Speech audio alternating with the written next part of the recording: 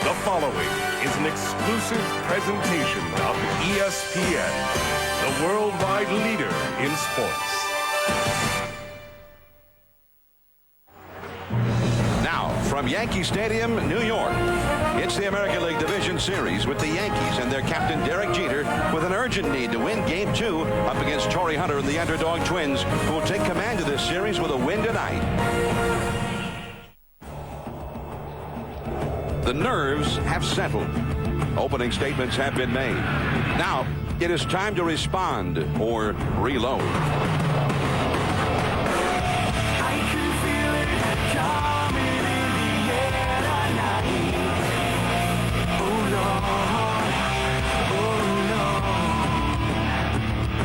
It wasn't about comparative payrolls or even pinstripe mystique. It was about mowing them down when it counted, and a defense that had the Yanks seeing double.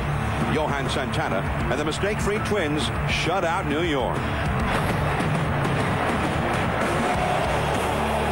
But in a town where deja vu has so often happened all over again, there's no counting this crew out.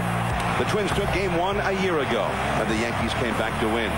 Last night, the small-town team took one game in the big city, but you need 3 of 5 to stay alive.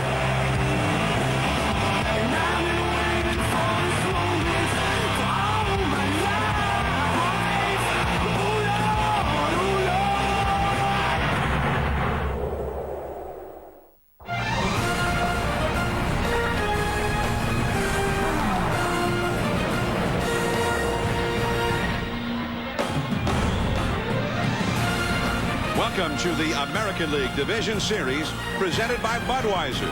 Tonight, the Twins and the Yankees, Game 2 at Yankee Stadium, New York, New York. In an atmosphere where anything but winning the World Series is considered a failure, the Yankees are in a virtual must-win situation tonight. It's the second game of a best-of-5 series, and the Twins already leading 1-0. Hello, everyone. I'm John Miller with Joe Morgan and Gary Miller, and welcome to Game 2 of the American League Division Series. And here are the Yankees, Joe, and again, they are trailing just as they were last year. But last night against Johan Santana, he was not as dominant as he normally is, and yet the Twins still shut out the Yankees in Game 1. Well, I think the Yankees, this game is very important to both teams. Secondly, I think the Twins have to win this ball game. Look at it this way. If they go back to Minnesota 1-1 and the Yankees split there, they have to come back here for Game 5 in Yankee Stadium. That doesn't bode well for the visiting team. So I think it's imperative that Brad Radke keeps the Yankee power hitters in the ballpark tonight and lets his defense work its magic as it did last night. All right, so Radke going for the Twins. And the Yankees, well, they've been behind 1-0 before and always had Andy Pettitte ready to go. 9 straight years in the division series, Andy Pettitte went in Game 2, but he's gone. John Lieber goes tonight. Lieber won 14 games this year. He was 11-3 at home, but it is his first postseason game. Well, Pettitte was a security blanket for the Yankees. They always knew what they had in Game 2. They do not know what they have today. John Lieber pitched well down the stretch, but he has never been in this situation before. A lot of pressure riding on his shoulders tonight. All right, so Lieber gets the start for the Yankees. He's a strike-throwing machine, and so is Radke. So that's the kind of a matchup we've got, and the Yankees need this win going to Minnesota. But as Joe said, the Twins need it badly as well. Big ball game. We're moments away from getting started. First pitch coming up.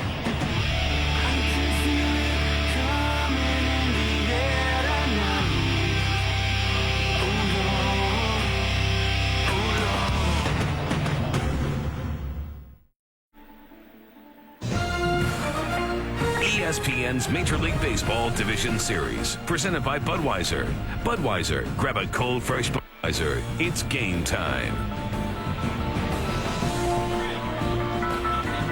We're in the big city, the Yankees and the Minnesota Twins. We're awaiting the arrival of the Yankees on the field here. The big crowd is still gathering, and the electricity is already in the air. The Twins won last night, and Jock Jones, who arrived in town, hit a home run against Mike Messina. A very big run in that ball game. He played an outstanding game, but also playing with a heavy heart. And let's go down to Gary Miller for more on that. John, Yankee Stadium is a place where Babe Ruth became famous for hitting home runs for kids who were sick in the hospital. As you mentioned, Jock Jones hit his first postseason home run last night, the biggest home run of his career. It was in the 6th inning. He started off poorly. His dad died last Thursday back in Sacramento of cancer at the age of just 52. But after striking out and hitting into a double play, this 6th inning home run off Mike Messina made it the 2-0 score that they eventually won by. Here's Jock's thoughts about his father. It was fun to finally get on the field and get with my teammates again, unwind a little bit. It's been tough the last couple of days. Wanted to be there for those guys, and I mean, everybody said I was going to do something nice last night, something special, and I said, yeah, we'll see. This guy owns me. We'll see. So it was kind of a relief to finally do something good for our team, and and I know my father was watching over me.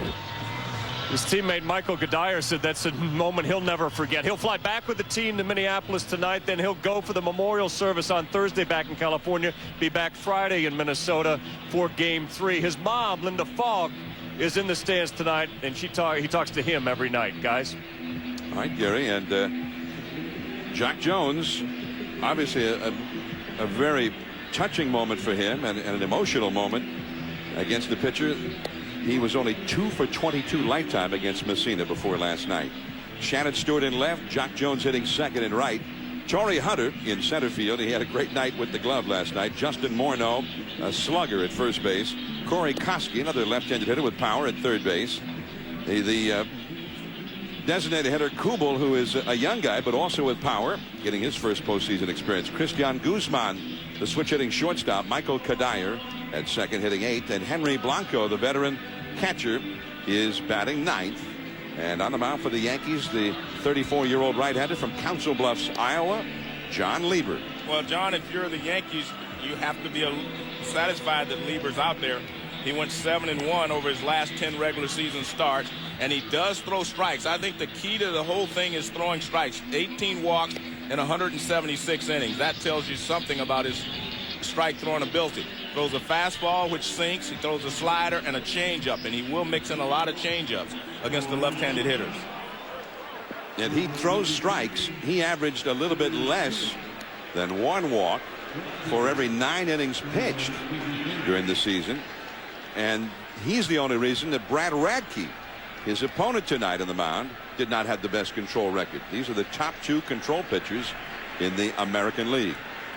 So here is Lieber, and you said, Joe, since August the 8th, 7 wins, 1 loss in his last 10 starts. In that same time period, the rest of the Yankee starters were 11-17, so he was really the Yankees stopper down the stretch. And he throws a called strike to Shannon Stewart. We are underway, Game 2 from Yankee Stadium. Shannon Stewart, 2 for 4 last night with an RBI. And there's one away, Gary Sheffield in right center.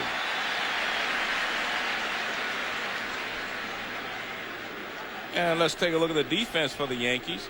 And everyone knows that Alex Rodriguez moved from short to third. And his manager, Joe Torre, says he has played gold glove quality third base as he did at shortstop. He won the 2 gold gloves as a shortstop, of course, his first year over at third base. There's A-Rod at third. Here is Jock Jones. He shows bunt and takes inside. 1 ball and no strikes. One more point about the Yankee defense. This is a good defense. It's not a great defense, but it's a very good defense. Jock Jones, 24 homers during the regular season. That ball is grounded into right field. A base hit for Jock Jones, the first hit of the game.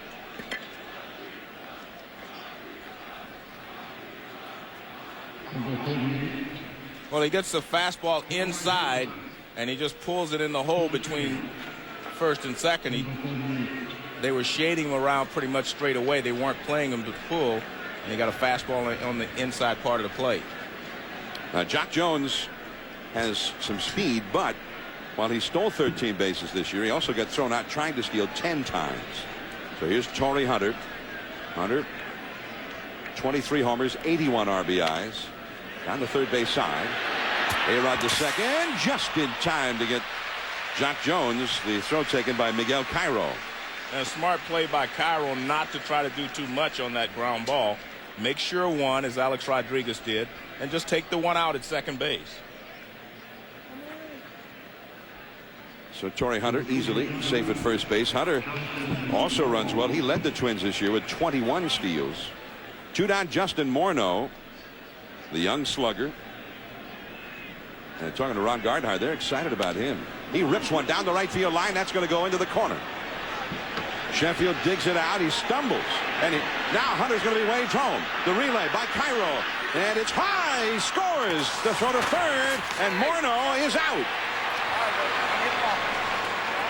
Sheffield stumbled. And that extra second or two before he righted himself gave Torrey Hunter all the time he needed to score ahead of that high throw by Cairo. So the Twins jump ahead 1-0. Radke to take the hill. The Yankees coming up. Twins won. The Yankees coming up now here at Yankee Stadium. Game 2 of the American League Division Series. And the Yankees batting order now is turned in by manager Joe Torre. And it once again finds Derek Jeter leading off at shortstop. Alex Rodriguez in the number 2 spot where he's been ever since Labor Day. A-Rod 2 for 4 last night. Gary Sheffield in right field, an MVP candidate for the Yankees this year. Hideki Matsui had a big year and 2 hits last night. The Yankees had 9 hits in the game last evening.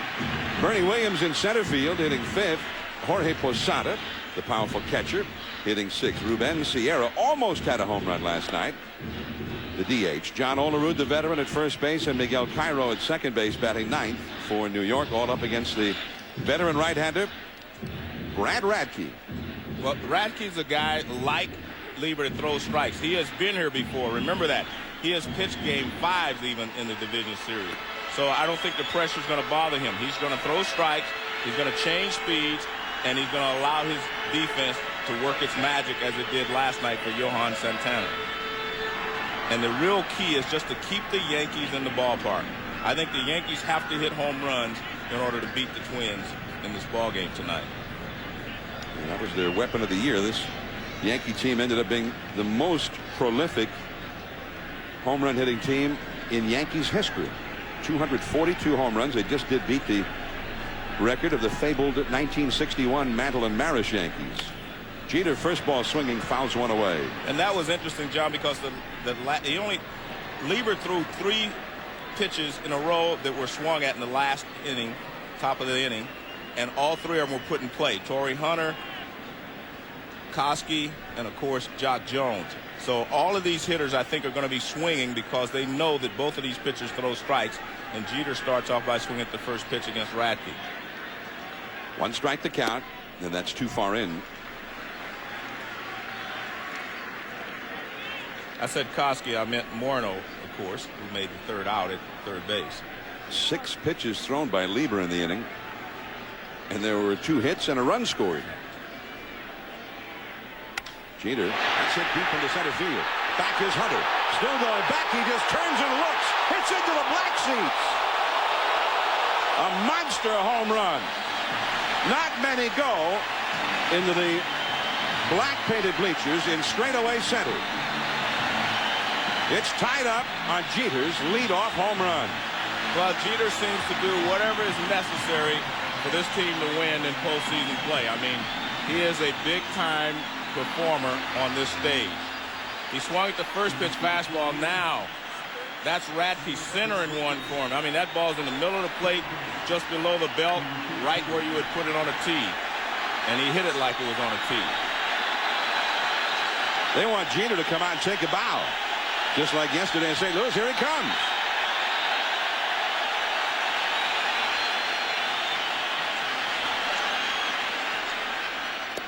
And that changeup is in there for a called strike to Alex Rodriguez, who had 2 hits last night.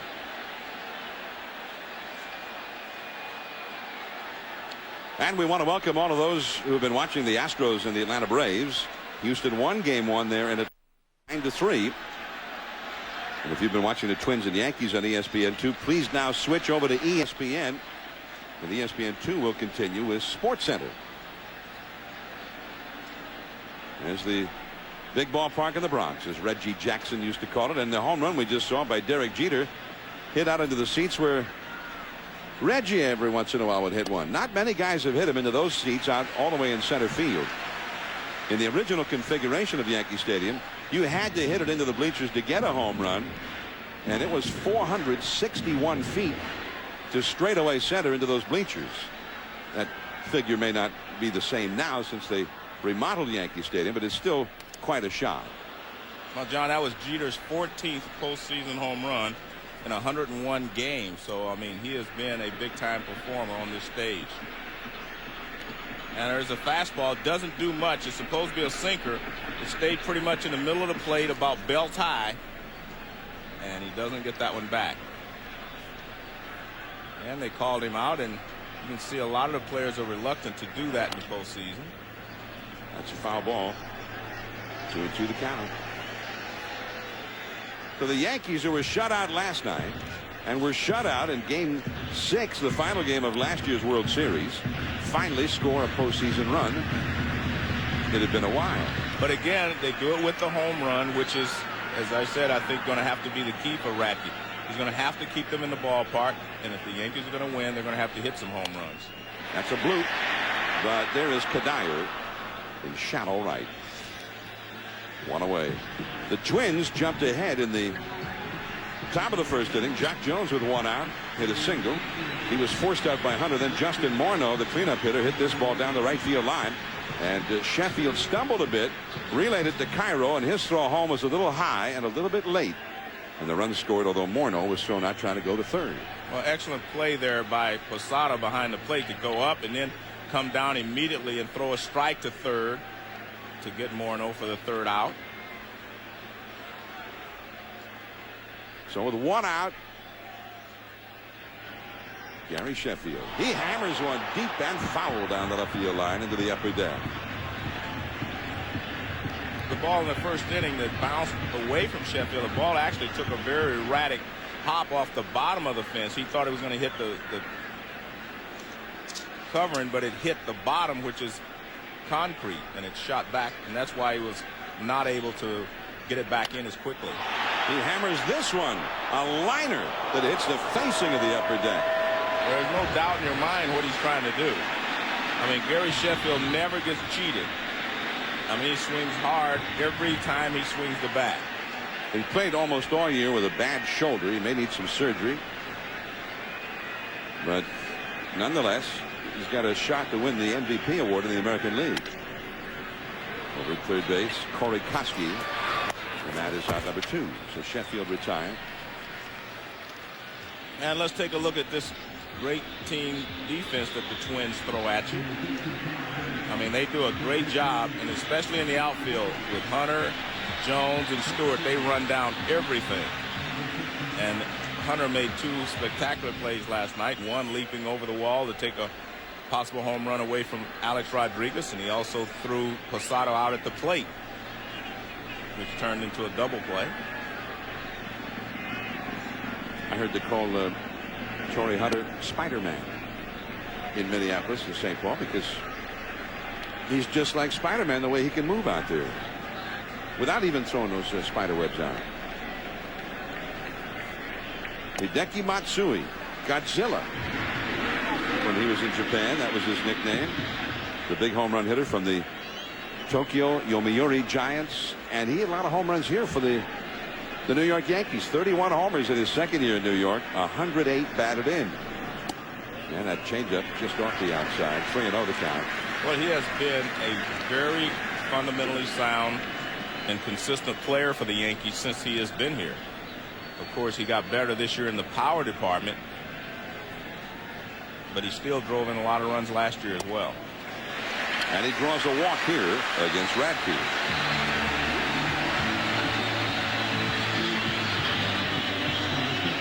So that keeps the inning going. And now here is Bernie Williams. I think what you'll see from Radke is he attempts to keep them from hitting the ball out of the ballpark. He got 2-0 on Matsui there. He threw him a changeup, you know, which is uncharacteristic of Radke because he will usually throw the sinker away and try to get the ground ball. But because he was left-handed, I think he was trying to make sure he didn't hit the ball out of the ballpark. Bernie Williams. Bernie, a 1-for-4 night last night. Fouls one. And it is 0-1. By the way, Derek Jeter, we're told, is the 20th player to hit a home run into the black seats out there in the remodeled version of Yankee Stadium. He's only the 3rd ever to do it in the postseason. You know who the first one was? No. Mr. October. Oh. Reggie Jackson. I know he did it. I didn't know whether he was first, 3rd, or whatever. Well, he was the first one. 20, you're saying. It was the 3rd home run he hit that night. Yeah, but you're saying there have been 20. 20 players have hit the ball into the black section of the remodeled Yankee Stadium. Now, if you'd have said that was only the 2nd or 3rd ball going there, I'd be excited. But 20, that's a lot. It's been 29 seasons. That's still a lot. It's less than 1 a year. 20 is a lot. That changeup misses. 2 balls and a strike to Bernie Williams. Jay Buhner hit one out into those seats in the postseason 3 years ago when with Seattle. But Derek Jeter, it may be the first time he's ever done it. I wouldn't be surprised based on what I just saw, Joe. I think Jeter probably hit 45 home runs next year. Bernie Williams with a count of 2-1. That changeup is ripped down the right field line. And let's see if Matsui can come home. Having to go in after Jack Jones, and they're going to hold him up at 3rd base. Luis Sojo, the 3rd base coach, and he saw that Jones was able to get it out of there cleanly and hit Kadire, the relay man. He held him up at 3rd.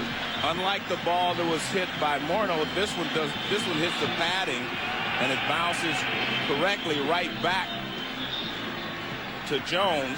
Now watch, this ball will bounce up against the fence. Jones will be able to gauge where it's going to come from, whereas the other ball, when it bounces away from Sheffield, is shot back towards him, and he was just lucky enough to knock it down. They handle it cleanly, and that's one of the traits of the Twins. They make all the plays, and they make them correctly. So Bernie Williams with the double. Now the Twins have more team speed than do the Yankees. That's another part of it. I mean, Torrey Hunter has excellent speed, and he was able to take advantage of the fact that Sheffield didn't come up with it right away. Now Jorge Posada. The Yankees 1, Twins 1. Posada, first ball swinging, pops it up. And Kadire. And that's the inning. So the Yankees strand 2. Last night they had 12 base runners and never scored. But Derek Jeter puts them on the board here with a spectacular home run. 1-1 after 1. Yanks 1, Twins 1 as we start the 2nd inning now from Yankee Stadium. And here is Corey Koski, the powerful left-handed hitting 3rd baseman of the Twins, to lead off. Koski 1 for 3 last night. John Lieber on the mound for the Yankees, and a sinker down and away for ball 1. Now a lot of times these guys, when they throw so many strikes, as do both Lieber and Radke tonight, starting pitchers, they give up a lot of home runs. Well, I think you're going to see them attack the first strike. Fastball away, 2-0. You see Lieber trying to hit the corner there instead of just throwing a strike first pitch, trying to get a hit. You know, the great thing if you're the Yankee fan is that they scored a run in the top half. The bad thing is they continue to struggle with runners in scoring position. They continue to get guys in scoring position, but they're not hitting the singles to drive them in. They had opportunities last night, and they were not able to capitalize on them. So if you're the Yankees, you say, yeah, we got a home run, which is what we have to do to win, but you also want to drive in some runners when they're out there in position. And changeup off the outside missing. 3-1 the count to Corey Koski. Well, John Lieber gave up 20 homers this year in 176 and 2/3 innings, and that's not too bad, especially when you consider how many strikes he was throwing out there. About 1 home run every 9 innings pitched. Radke was even a little bit better than that. Just off the outside, ball 4. So Koski leads off the 2nd inning with a walk, and Lieber's already above average.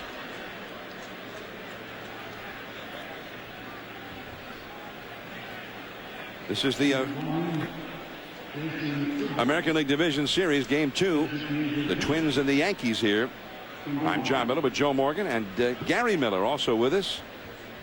The Yankees down 1-0. Derek Jeter with a spectacular home run, a booming, a Ruthian Jacksonian clout, a Mickey Mantle-like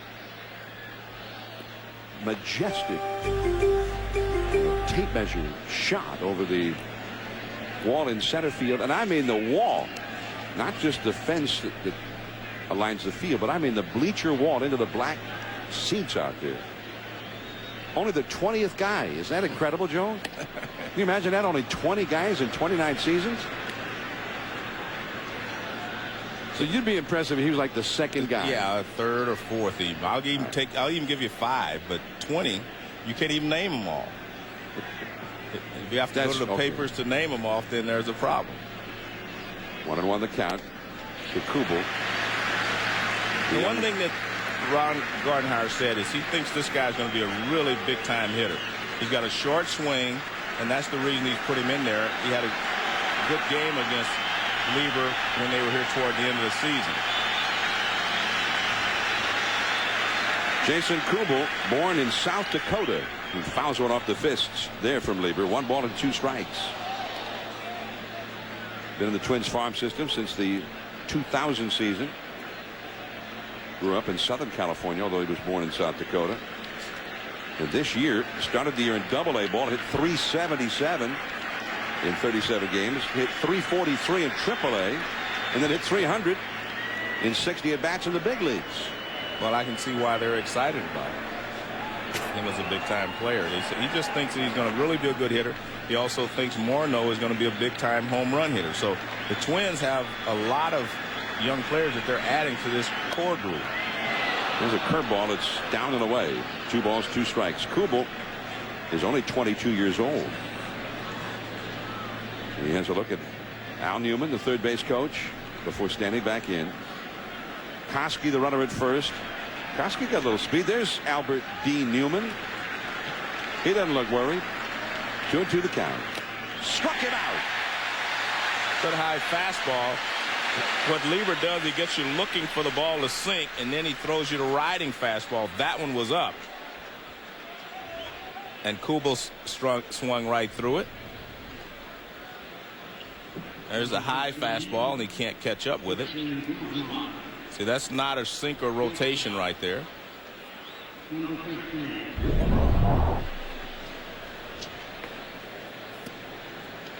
Now John Lieber to Christian Guzman. Guzman, switch hitter. A base hit to right field, right through the hole. Koski digs to second. He'll hold there as Sheffield comes up with it. And the Twins have their 3rd hit already. So there's been a lot of action early on in this game. The batter will be Michael Kadire. Guzman right away gets a base hit. Guzman, look at him, turns his hands over. He tries to take advantage of the hole on the right side, and he does a great job. You have the first baseman holding the runner on, the second baseman playing up the middle for the double play. There's a big hole on the right side, and a lot of left-handed hitters try to take advantage of that, and Guzman does so there. So 2 men on, 1 man out. Now the Twins looking for the clutch hit. Here's Michael Kadire. He's been playing second base with the injury to Luis Rivas, the regular second baseman. His elbow's given him a lot of trouble. And the count is 0-1 as he chased that slider and did not get it. There's Ron Gardenhire, the Twins manager. And he was very loose before the game today, John. I mean, I guess you'd have to be loose. You've already won 1 game in Yankee Stadium. A bloop. That's going to fall. Base hit. Right center field.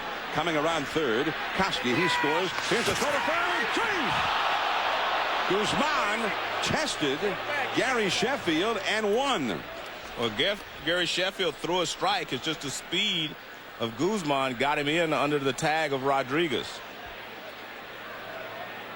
So Kadire comes through in the clutch. 2-1 Twins. Well, he jams him with a fastball that sails in, but he flares it into right center field. Sheffield comes up, fires a strike all the way in the air. The ball gets there, but he tags him on the knee, and it looked like his knee may have been in. Yeah, it looks like he may have been safe from that angle. Listen, the umpire called him safe. I'm going with safe. Okay. I may disagree every once in a while with a call. I thought he looked safe. Yeah, he did look safe. I mean, it's an excellent throw by Sheffield. Right on the money. Now the Twins have a chance to do some real damage here. The batter, Henry Blanco, the catcher. Now there's the Twins again, Joe, taking extra bases. That's twice they've taken an extra base in this game already. And I wouldn't be surprised if you see Gardenhire try to get in a situation where he can squeeze here. Yeah, Blanco not known for his hitting. He's an excellent defensive catcher. He ended up playing a lot for the Twins this year after the injuries cut down Joe Mauer, their young catcher. 1 strike to count to Blanco. The infield is backed up. Olerud on the bag at first with Kadire. Ooh, a low slider, and it's 0-2. He swung and missed several sliders last night. That's why I thought maybe they might try a squeeze, because he was having a lot of problems with the breaking ball last night. Blanco hit only .206. He did have 10 home runs, 37 batted in. Last night, he was 0 for 2. And he gets the bat on that one. Sheffield, a long run, makes the catch. Here comes Guzman. Here comes the throw. It's offline, and he scores. And that's what speed will do for you. It was very shallow right, but he ends up scoring easily without even a tag attempt. Well, Sheffield was running in, and he was running toward the foul line. He had to try to stop, set himself, and make an accurate throw. He wasn't able to do that. But again, that's what the speed of the Twins will do. See, that's a long run for Sheffield. He can't get set. His momentum's still carrying him toward the stand, so his throw is going to definitely be on that side because his momentum was going that way. Very difficult to throw strikes when you're moving toward the stands. But again, the speed of Guzman, he's in easily. And the shape of Yankee Stadium, as leadoff man Shannon Stewart swings and misses. Strike 1. Stewart flied out his first time. The shape of Yankee Stadium worked against him there. If he'd had more room, which he would in most ballparks, he might have caught that one, spun around and made the throw, but he didn't have much room to maneuver. That's high and tight to Shannon Stewart. 1 ball, 1 strike. Well, the Minnesota Twins already up 3-1 in this game. This is the game that Andy Pettitte has pitched, now past tense, had pitched 9 times for the Yankees. Game 2 of the division series, 9 consecutive years.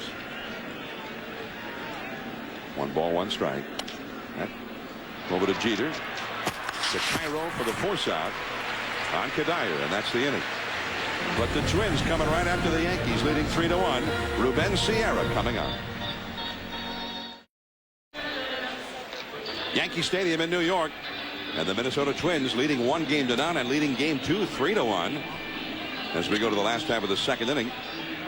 And for John Lieber, Joe, again his first postseason game, so far nothing that has happened would necessarily sort of ease him into this one. The Twins have been coming after him. Well, the Twins, they've used their speed to score the run. They put pressure on the Yankees defensively, and they've done what they do best.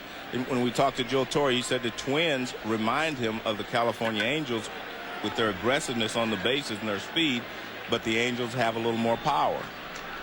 The Angels have Vladimir Guerrero. Yeah. Here is Ruben Sierra. That's hit softly. Kadire gonna have to hurry just in time.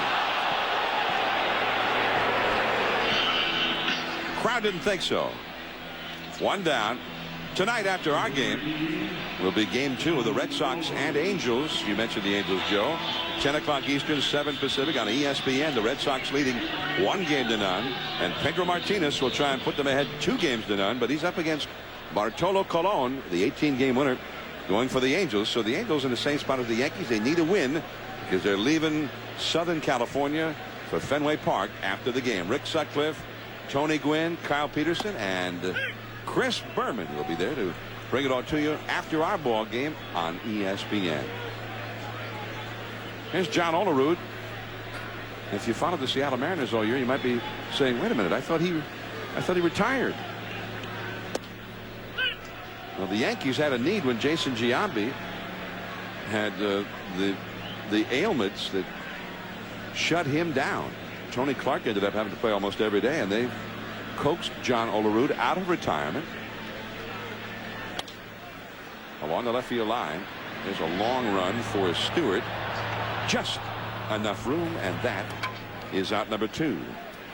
Olerud quickly gone. One of the things you notice in this lineup, John, is, you know, with right-handed pitchers, a lot of times Kenny Lofton would DH or be in this lineup.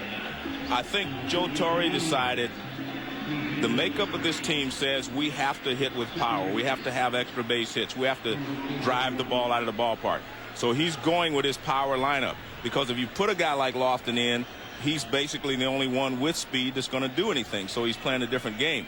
But with this lineup, which is the one that he felt like won the most games for him this year, he's going with the power. And that's why I say they're going to have to drive the ball. They don't have to hit all home runs. We're going to have extra base hits and drive the ball in order to beat the Twins tonight. This is Miguel Cairo. And he's about the only guy in the normal Yankee lineup who is not a big home run threat. Right. And I think the other thing you have to notice is that throughout the year, the Yankees have not hit well with runners in scoring position. Singles, that is. Christian Guzman throws out Cairo. And Radke with a 7-pitch inning. All strikes, retiring the side in order. Jock Jones, then Torrey Hunter coming up with the Twins.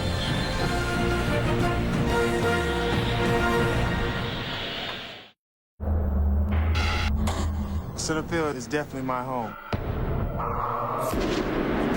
And I'm always ready to hit that wall.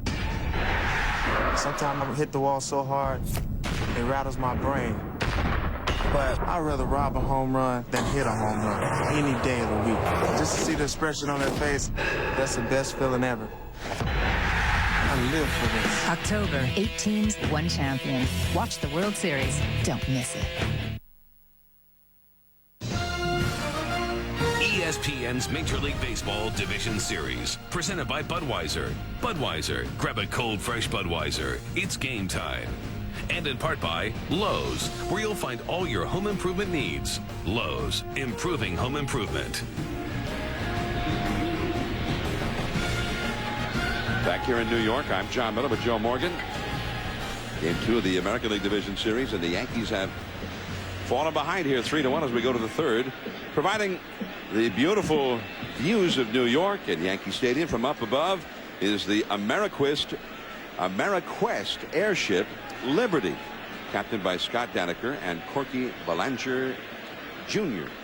Liberty is the airship of AmeriQuest Mortgage Company, the official mortgage company of Major League Baseball. And we're always extremely happy to have them with us, because we're into pretty pictures. Here's Jock Jones. His single in the first inning started a rally for the Twins as the changeup is too low from Lieber. 2-0 the count. Torrey Hunter and Justin Morneau coming up next. The Twins' power is up here. That one right to the second baseman, Miguel Cairo. One away. John, the Twins are a very close-knit group of players. You know, Brad Radke said about Jock Jones and his troubles, he said, we're going to be looking out for him emotionally. He said, that's what this team is all about. We're there for him. It's not just about baseball. We know he's hurting, and we're going to do everything we can to support him. So that's a good teammate for you. Torrey Hunter runs up as if to bunt. And did he bunt at it? No. An appeal was made to Brian Gorman, the first base umpire, and he said no. That's a ball. 1 ball and no strikes to Hunter. Hunter scored the first inning run, scoring from first base after he hit into a force play. He then scored from first on Justin Morneau's double. His slider makes it a ball and a strike. Well, you know, they've always been a very close-knit group of players. Most of them came up through the minor leagues together, got to the big leagues at the same time.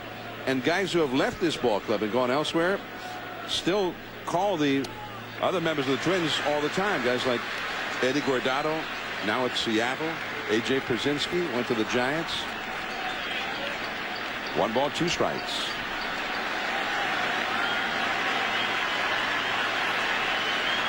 And that slider down and away. It's not only a club that does not have a big payroll, but you'd be hard-pressed to say they have any big stars at this point. I mean, nobody in this ball club had more than 81 RBIs. And Torrey Hunter is down. And that was Torrey Hunter. They're just not a power ball club, even though the Metrodome allows you to hit a lot of balls out of the ballpark.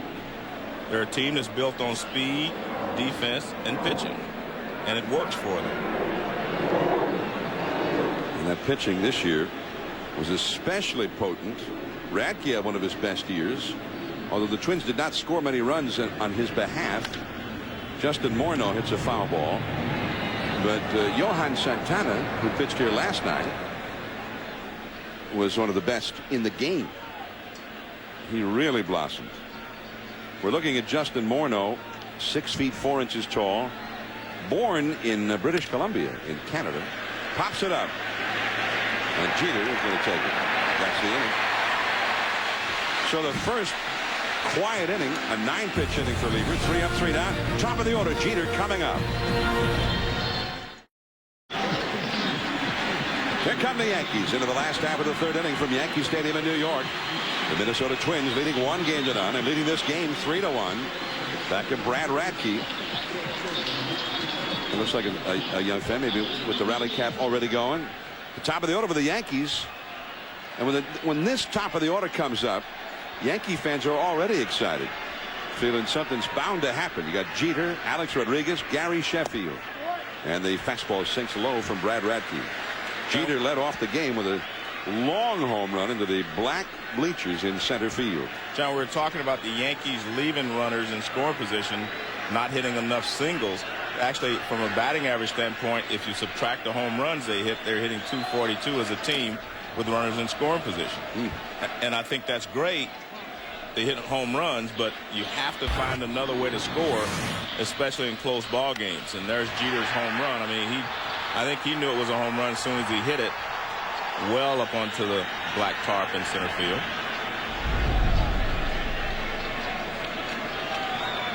One ball, one strike to Jeter. High and tight from Radke. 2-1. Derek Jeter, 14 home runs in his career in postseason play. But then again, he's had 397 at bats in the postseason. Now with Division Series, League Championship Series, and the World Series. Ooh, change up. 2-2 the count. But in these Division Series games, he started this series with a .368 batting average in Division Series play.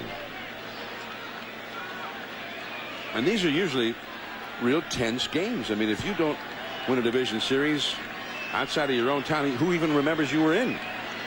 I mean, these are pressure-packed games. 2-2 the count to Derek Jeter. Inside, full countdown. And on the one positive about a team that hits a lot of home runs is the fact that they can come back from any deficit. They're never out of a ball game, and the Yankees did that better than any other team in the major leagues coming from behind. And that's because you can get a guy on and hit a home run, you're right back in the ball game. So the power does work, especially when you're trailing. 3-2, and Jeter fouls one off his leg. And a nice pitch there by Radke. What they try to do is keep the ball in tight on Jeter. The one he hit for the home run was a fastball middle of the plate away. But you see the target right inside. The ball runs in, and Jeter fouls it off his foot. But that's exactly where they try to keep the ball in tight on him, preferably down. If you get it up, he'll fight it off the other way and get something into right field. But that's the perfect spot to pitch him if you have an opportunity to do so. They're going back in there again. Jeter hits this one left center, and Shannon Stewart. No, he got jammed on that one. Another excellent pitch. He didn't get the barrel through on that one. But it was a good pitches by Radke. But if he moves those balls 3 or 4 more inches out over the plate, Jeter's going to hit it hard someplace. Look at the target. See how it runs in. See how he pulls his arms in to try to get the barrel of the bat to the ball. And he just couldn't get it there. So Jeter is now 1 for 2. 1 out, nobody on. And here is Alex Rodriguez, who popped up to second his first time. That's a fair ball. Off the railing. Shannon Stewart in to pick it up, and he'll hold A-Rod to a single. Most ballparks, that's a double, but again, part of the peculiar aspect of this ballpark, that railing is just right behind third base, and that turned a possible double into a single. Looked like that was a little slide piece, stayed pretty much on the inner half of the plate, and he just rips it past Koski at third, and you can see it clearly. It hits the fair chalk line as it goes over the bag, but it went over the bag anyway. Now Sheffield, and he is the possible tying run. Sheffield grounded out to third his first time, and that one drops low. 1 ball to no strikes. And one misconception about Sheffield, we know how hard he swings. but he does not chase a lot of pitches early in the count that are out of the strike zone.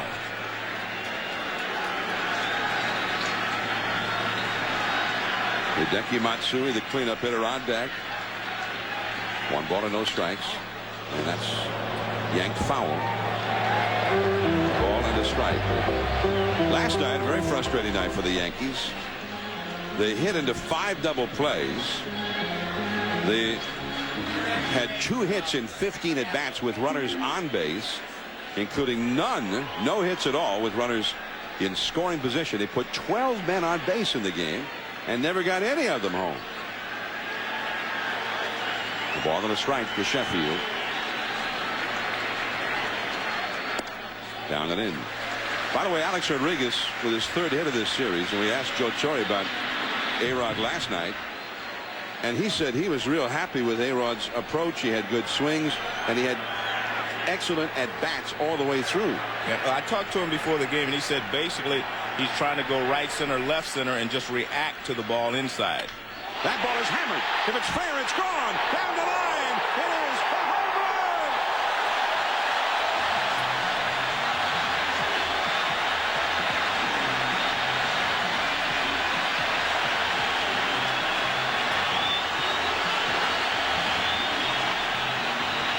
John, the key to that at bat is did not chase any pitches early in the count. Got a 2-1 count. Radke had to come in, and he drills a line drive right down the left field line. That's why he has such great credentials for MVP in this league. Man, that was a screamer. A shot right down the line. And that's what the Yankees do. I mean, they're able to come back because they can do this. Hit the ball out of the ballpark, and Gary Sheffield just drills this. I mean, no doubt about it as soon as he hit it. And Matsui fouls one back just at the moment that Sheffield came up out of the dugout to take a bow. And see, the difference is, you know, even though Santana didn't have his great stuff last night, he was able to keep the Yankees in the ballpark. And as I said at the beginning, the Yankees will have to hit the ball out of the ballpark to win. And I think they will do just that if Radke makes any mistakes. So it is 3-3. All the Yankees runs a result of home runs. Well, they had pitched him inside. This pitch is away. He goes out and gets it and pulls it down the left field line. They had pitched him inside, and then he tried to go away with a fastball, and he just reached out and hooked it around the fair pole. Or the foul pole. You can call it the fair pole. No, I don't. It's a foul pole. Here's the 0-2 pitch. Base hit to right field. So Matsui with a solid single. That's 3 consecutive very hard hit base hits for the New York Yankees. And that will bring up Bernie Williams. But I think the key again for the Yankees, for their confidence and for Joe Torre's satisfaction, you're still going to have to score some runs without hitting the ball out of the ballpark. You're going to have to show that you're a good hitter with runners in scoring position.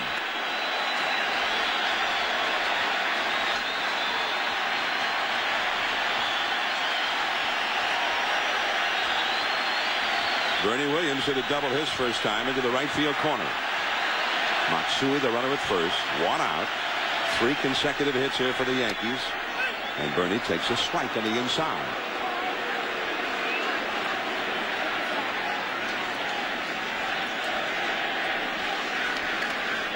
Bernie, another veteran of so many postseason games for the Yankees. He's been here all through this run for the Yankees. 1996, they won the World Series. 95, they got to the postseason for the first time in many years. Bernie was on all those ball clubs. That is right on the outside corner from Radke. Strike 2. And that's Radke at his best. A little cut fastball on the inside corner. Now he throws a sinker on the outside corner, and he's quickly ahead of Bernie Williams 0-2. But because he's not a strikeout pitcher as such, now let's see what he can do to put Bernie away, or what he tries to do to finish him off. Matsui with a short lead from first. 1 out. 1 hop to first. They get the out at second. Guzman back to first. 2, a double play. a visit from last night for the Yankees, but they get 2 on Sheffield's homer. It's tied at 3. Matt Weiner and Steve Phillips taking in game 2 between the Twins and Yanks. 6 runs, 8 hits already on the board. Both teams very aggressive. Very aggressive hitters, and we have 1 and 2 pitchers with fewest walks per 9 innings. Curious to get Joe Morgan's perspective if that's why these hitters are being aggressive tonight, because they know the pitchers are around the plate. Yeah, I think they are, Steve. I think you know they're going to throw strikes. You don't want to fall behind in the count so they can nibble at you. So I think you will see hitters being more aggressive. I thought the Twins were very aggressive in the first inning. They swung at every strike they could reach, and I think that's good, because that made Lieber change his approach. He walked the leadoff hitter in the second inning simply because he was trying to keep from throwing strikes in the middle of the plate. Meanwhile, Lieber is having a hard time throwing a strike to Corey Koski, although he gets him here in a 2-0 count. They hit the ground ball to second, and Cairo throws him out. Koski led off the second inning with a walk, and that started a 2-run rally. The only walk allowed in the game by Lieber so far.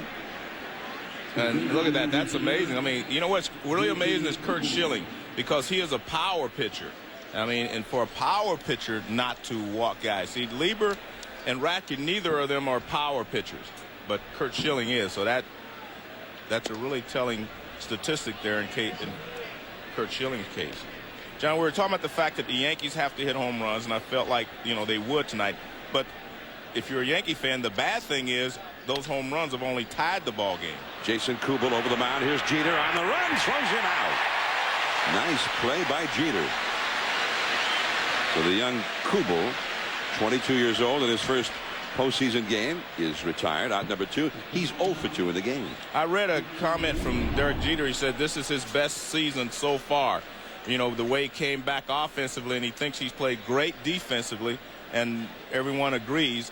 So this could be his best season, even though statistically it may not show up that way. Well, he's only made 13 errors, and shortstop is one of those positions where that's a high error position. And the reason it's a high error position because you can't knock it down, pick them up, and throw them out like you can at third base and second base. You can pick it up and throw them out after you fumble it. Here's Christian Guzman. Guzman hit a single and scored a run his first time. Shortstop, you have to catch the ball cleanly and then make an accurate throw. So that is why it's a more difficult position to play on the infield. 0-2 the count to Guzman. Now Olerud, Lieber covering, and just in time. 8 pitches for Lieber, and he seems to have found himself. He's retired 8 in a row. Posada coming up, 3-3. Twins 3, Yankees 3, last of the fourth. And when you think Yankee Stadium, you think of the famous facade of Yankee Stadium. It used to line the roof above the upper deck. Now it lines the upper reaches of the outfield barrier. But still synonymous with this historic ballpark. There's ball 1 to Jorge Posada. Changeup missing from Brad Radke. Posada popped up to second his first time. He'll be followed by Ruben Sierra and then John Olerud. Yankees have had home runs from Jeter and Sheffield for their 3 runs. But if you're the Twins, you say they've hit 2 home runs. But guess what? The score is still tied. And again, the Yankees are going to have to find some other way to score. They definitely need to hit home runs because that's the way that's their makeup. But they're going to have to find another way to score some runs as well tonight. Posada pops this one up. Corey Koski backpedaling in the shallow left field, and he's got it. And Posada is retired out number 1. Now let's go down to Gary Miller. John, Joe Torre is trying to find just 3 functional pitchers in this series, while Ron Gardenhire is probably going to go with 3 as Santana and Radke can be available if there's games 4 and 5 to play. Kevin Brown will go in game 3. A bit of a surprise. Both he and El Duque Hernandez were added to the roster because they didn't know who would be healthy enough to pitch. We saw Kevin Brown pitch in Boston, couldn't get out of the first inning. He threw 5 innings without an earned run at Toronto, and that's what got him on the roster, and he will pitch on Friday. All right, so somewhat of a surprise right there as Ruben Sierra grounds out to Kadire at second. 2 men down in the 4th inning. Kevin Brown went out and had a bullpen session earlier tonight, but when we asked Joe Torre about Brown before the game in terms of the aftermath of his outing the other day, he said everything was just fine. He pitched beautifully in that game, and he came back the next day. No ill effects, no aches and pains. He has had bullpen sessions. Everything is set to go. And then they, a little while later, announced that he was going to make that start as John Olerud rips one into the alleyway, right center field. He's going to try for two. Torrey Hunter with a throw in, but not in time. A double for Olerud.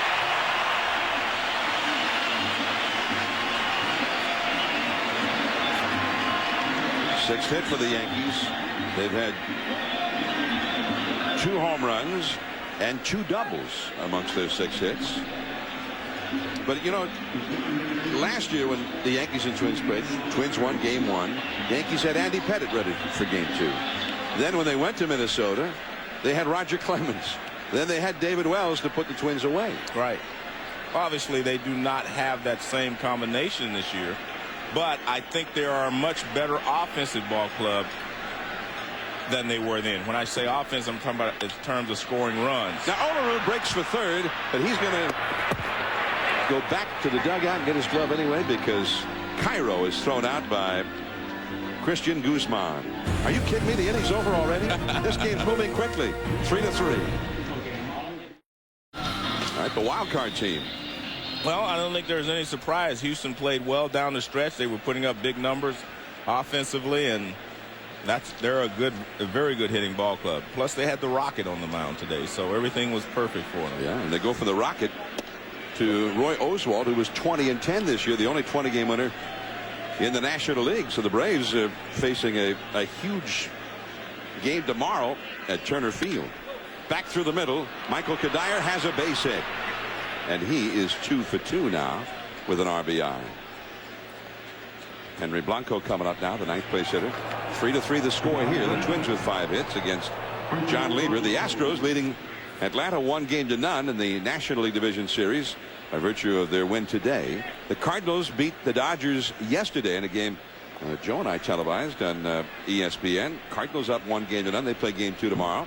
And the Red Sox leading 1-0 over the Angels after a lopsided win yesterday. They play later tonight at Angel Stadium in a game that will be seen right here on ESPN.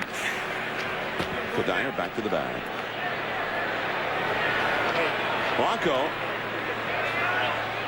has 10 home runs this year, but you see his batting average, Joe, and much like a pitcher batting in the National League in this spot, he could well bunt. He squares and takes a strike. Blanco had 11 sacrifice bunts this year for the Twins. Well, he did an excellent job his first time up, John, because he got quickly in the hole with 2 strikes, and I thought he might squeeze at that time, but he did a good job of getting the ball deep enough down the right field line to drive in the runner. So he did an excellent job of handling the bat in the first inning. He is from Caracas, Venezuela. He shows bunt this time, pulls the bat back. That breaking ball misses. A ball and a strike. And the reason he's bunting, John, is last night they tried to hit and run a couple of times with him, and he swung through the ball. A lot of breaking balls, and he could not handle them. And they're throwing him a lot of breaking balls. I think they've thrown him like 5 straight breaking balls now. He was originally signed with the Dodgers, and he was a third baseman in the Dodgers minor league system.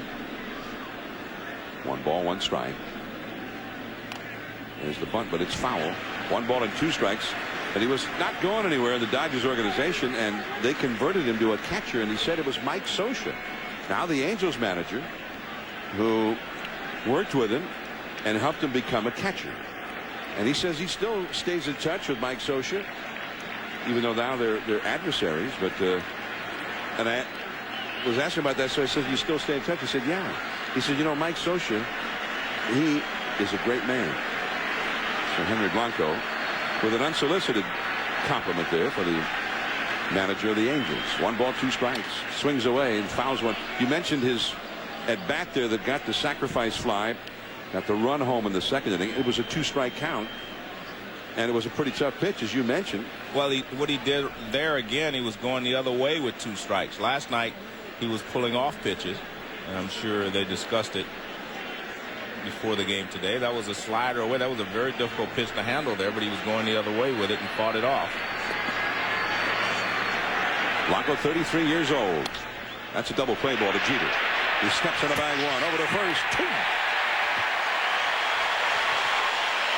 I have always liked to see the shortstop take control there. Do not flip the ball to second. I mean, you can drop the ball. A lot of things can go wrong. Take it yourself. Everything, your momentum, everything is going towards first base. Now watch. This is what I like, because he can make the runner get down. Now watch the runner. You have to get down quickly or else you're going to get hit. And that's a nice play by Jeter. I mean, it looks routine, but it is far more. It takes a lot more practice than it appears. So the Yankees turn a double play. Now Shannon Stewart into right field. Sheffield. John Lieber's on a roll after a rugged first 2 innings. Another 8-pitch inning. Top of the order for the Yanks. ESPN's Major League Baseball Division Series, presented by Budweiser. Brought to you by Campbell's Chunky Soup. With big chunks of meat and veggies, it fills you up right. From Yankee Stadium, it is 3-3. The Yankees and the Twins. And from high above the ballpark, looking back into New York City, the AmeriQuest airship Liberty, captained by Scott Danaker and Corky Belanger Jr. Liberty is the airship of the AmeriQuest Mortgage Company, the official mortgage company of Major League Baseball. Paul O'Neill threw out the ceremonial first pitch before the game tonight. He got a huge ovation from the fans here at Yankee Stadium. O'Neill, who just had so many big hits and big plays in so many big games for the Yankees. Well, I think I think his biggest contribution was as a leader. One hop from Jeter over to Koski. He really took his time there, but he does throw out Jeter. So Jeter sends his first inning home run into the center field bleachers. Has flied out, not grounded out. He's 1 for 3 against Brad Radke. Anytime I talk to Joe Torre about the teams of the past, when they won 4 out of 5, he always talks about the leadership that Paul O'Neill provided. He didn't talk about all the base hits or whatever. He said the leadership that he provided was just as important as the base hits he got. Smile, Paul, you're on TV. That ball is hit by Alex Rodriguez out in the Death Valley. Way back there. And that ball is gone. A home run. And the Yankees have gone ahead.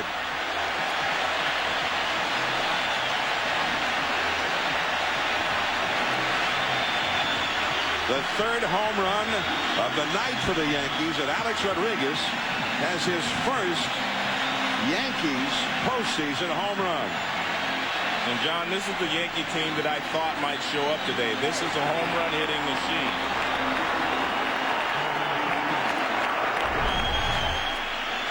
Let's take a look at Alex. See, Alex is going the other way, but the ball is inside and he reacts to it.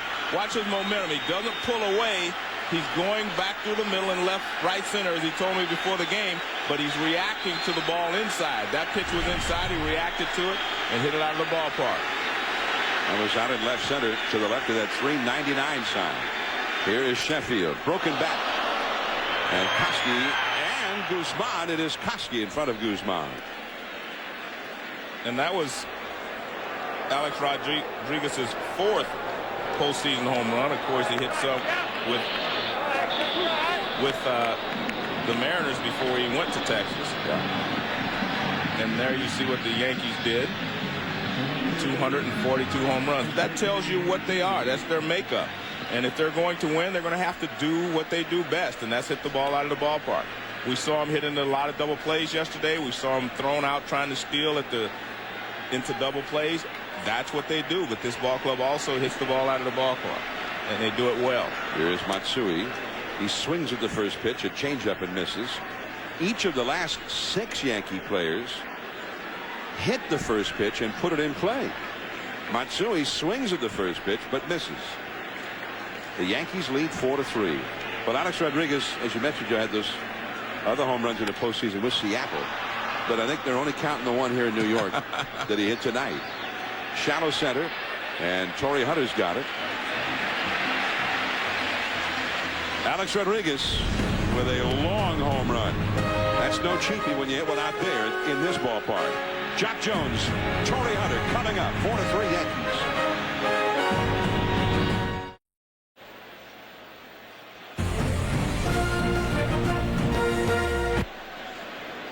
ESPN's coverage of the American League Division Series presented by Budweiser.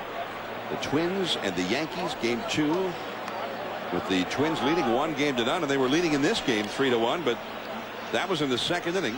And since then, it's been all Yankees. John Lieber has retired the Twins in short order in each of the last 3 innings. And Gary Sheffield with a 2-run homer in the third to tie it. Alex Rodriguez with a long home run in the 5th inning to put the Yankees ahead. Also, Jeter, of course, led off the game with a homer. They've hit 3 home runs.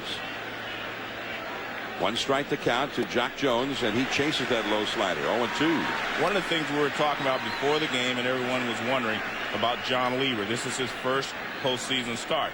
Well, Joe Torre put everything in perspective, as he usually does. He said playing in New York prepares you for the playoff because the intensity level is always there. And especially when you host teams like the Red Sox, you know, when they come in here, and the A's, the postseason, you're already prepared for it just by being here in New York. So that was his take on whether Lieber would be able to handle the pressure of his first start in the playoffs. Even a sellout crowd. That strike 3 call. The high fastball to the outside, and Jock Jones very unhappy with Mark Wegner's call on that one.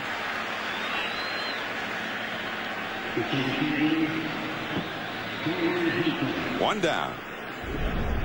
Let's see what Let's take a look. says, yeah? K-Zone said it got the corner, and it wasn't even at the top of the strike zone. There's a little sinker. You can see it tailing away. I think that's what got Jones. He thought it was going to tail off the plate, and it did not. Torrey Hunter has hit into a force play and struck out. So since that second inning, Lieber has been on top of his game, and he's got a 4-3 lead. There's a slider. 1 ball, 1 strike now. Justin Morneau, the cleanup man, is on deck. Twins scoring 3 runs in the first 2 innings, and the running game, not stolen bases, just taking extra bases. So I think that's one of the things that is a misconception about baseball. When you're talking about speed, you're not talking about just being able to steal bases. You're talking about being able to go from first to third, being able to score from first base on a double. All the things the Twins did in that first inning. That shows up. That's the way they play the game. And that's where speed is important, even though you're not stealing bases. Torrey Hunter with a base hit out of the reach of Alex Rodriguez.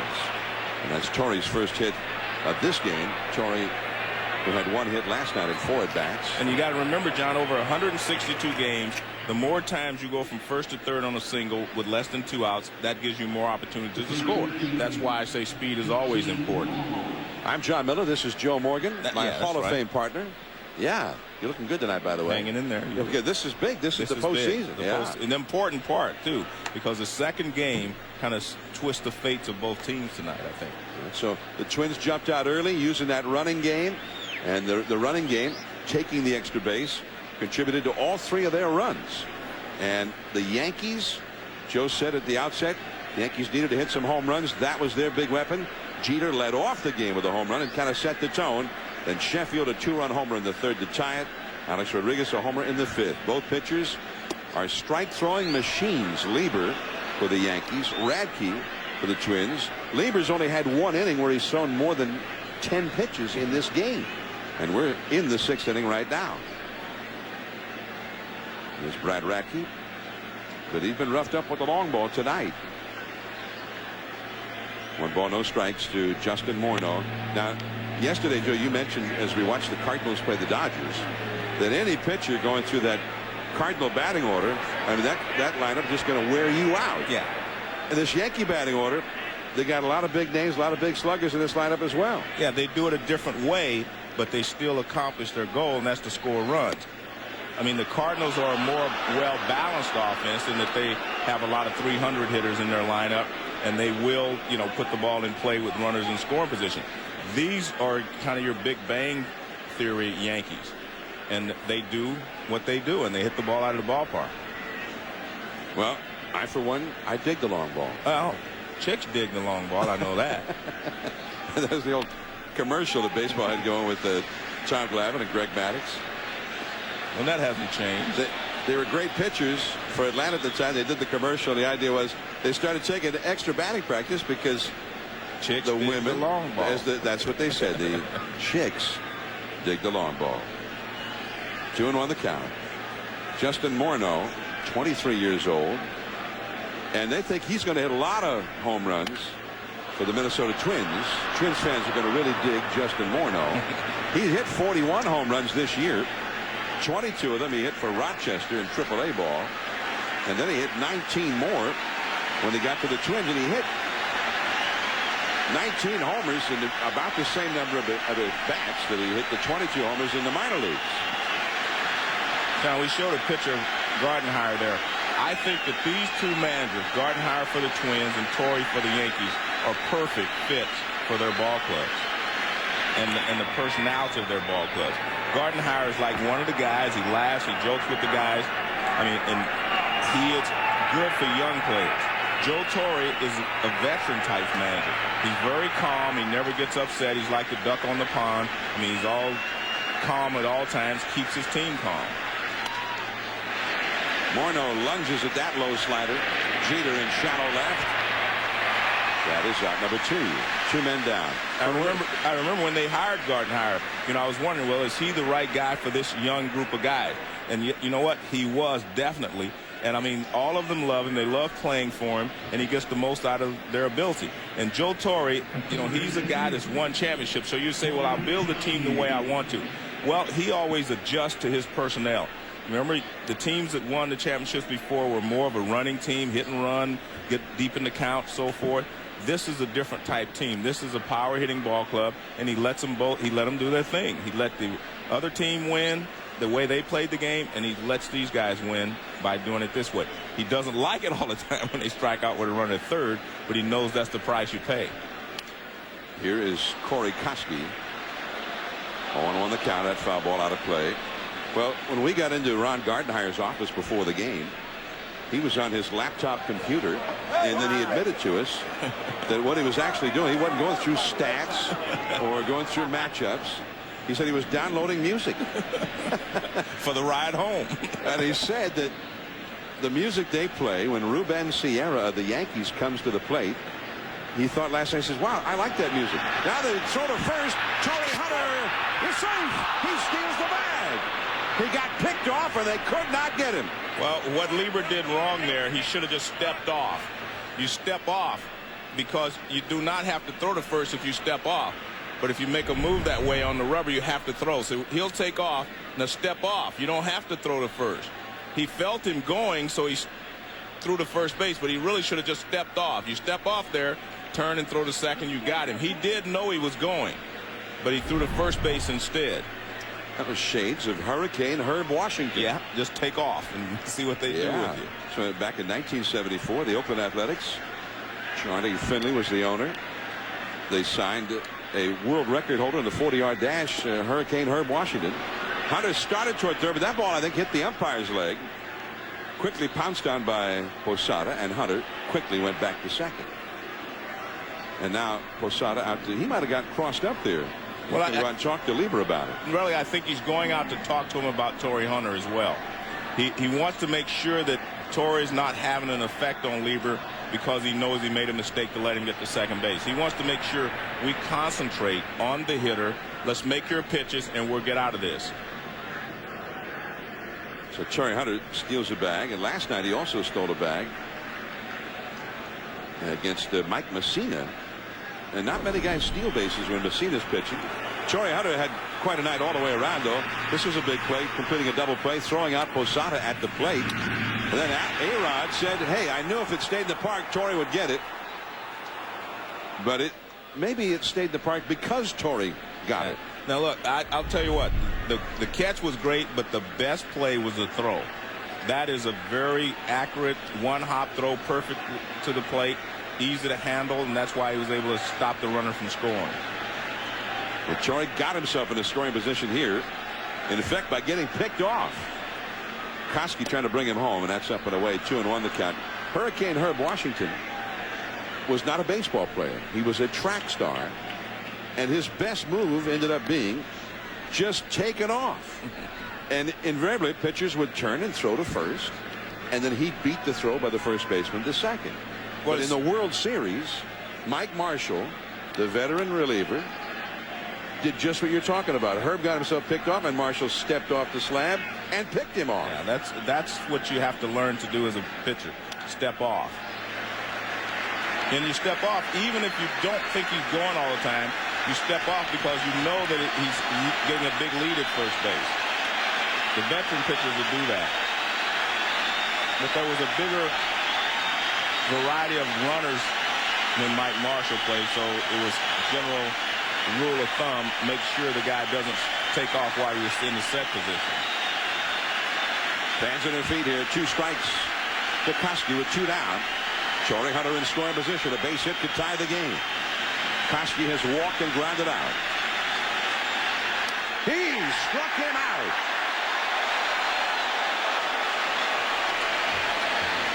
Yanks maintain the lead, 4-3. Last of the 6 coming up with Bernie Williams, then Posada.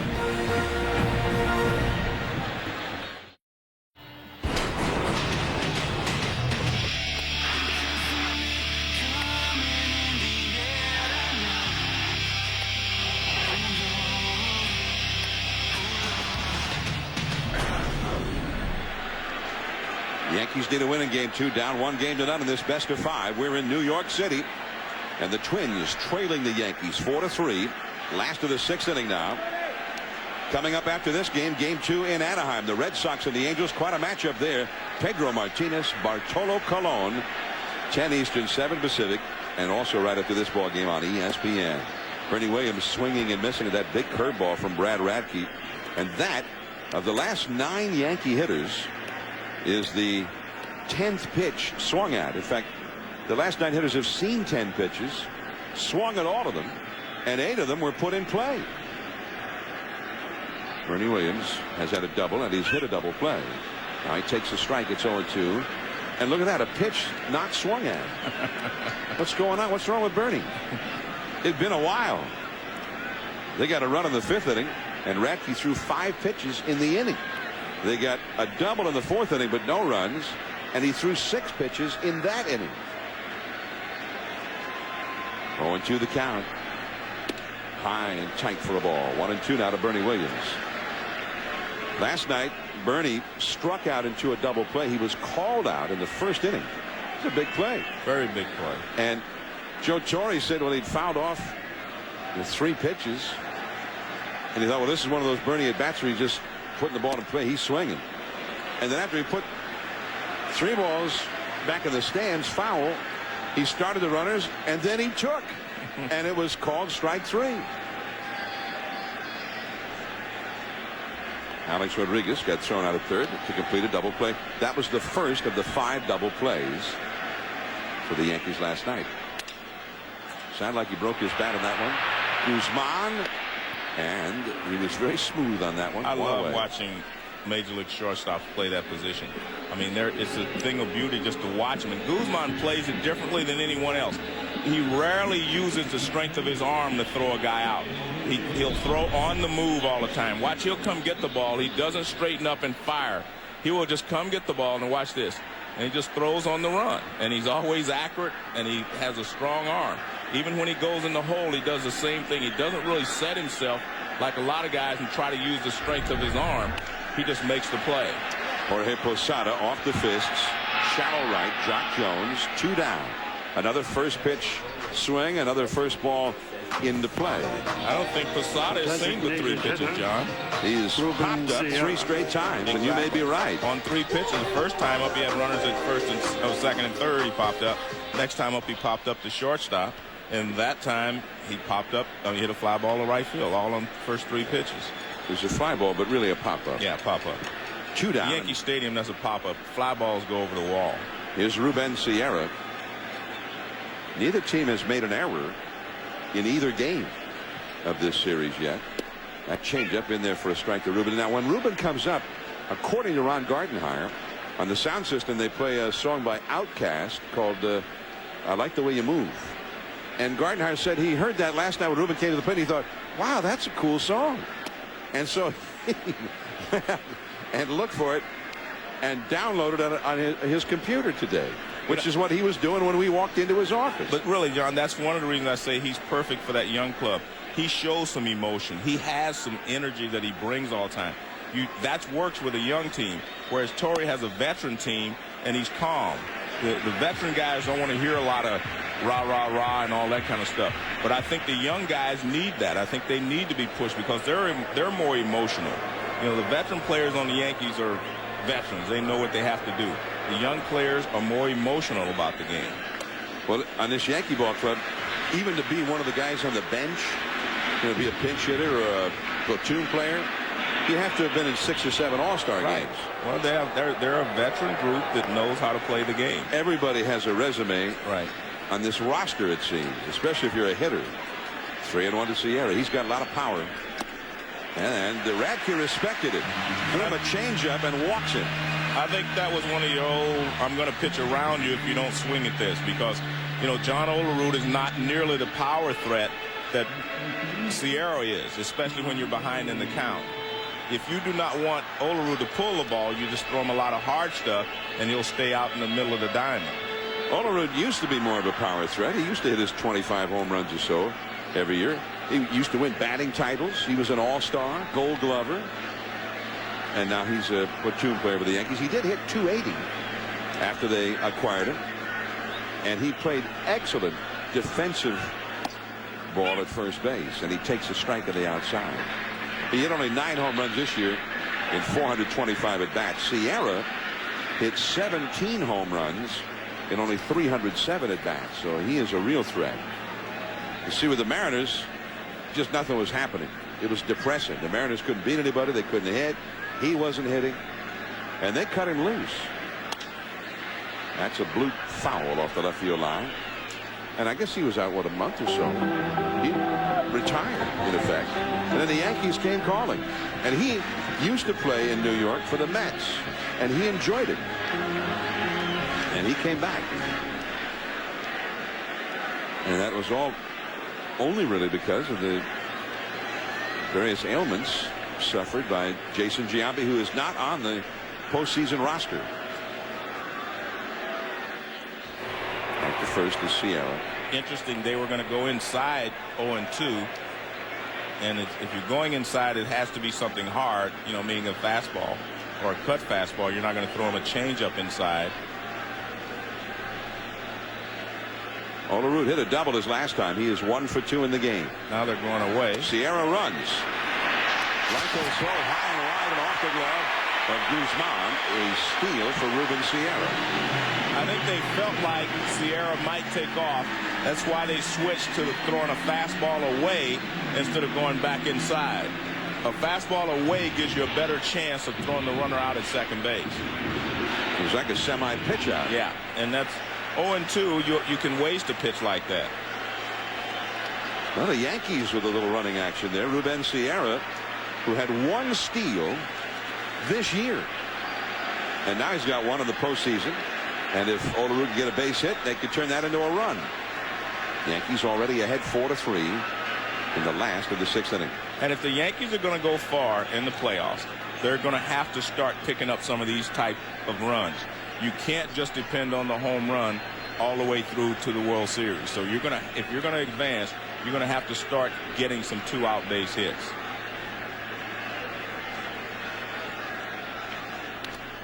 That breaking ball, he just got a piece of it. 1 ball and 2 strikes. The Yankees are 0 for 2 in their at-bats with runners in scoring position tonight, so they haven't had many of these chances. But last night, 0 for 6 in those opportunities. So 0 for 8. They have not had 1 single hit with a runner at second or third or both in this series. And they are 4 for 19 with runners on base at all.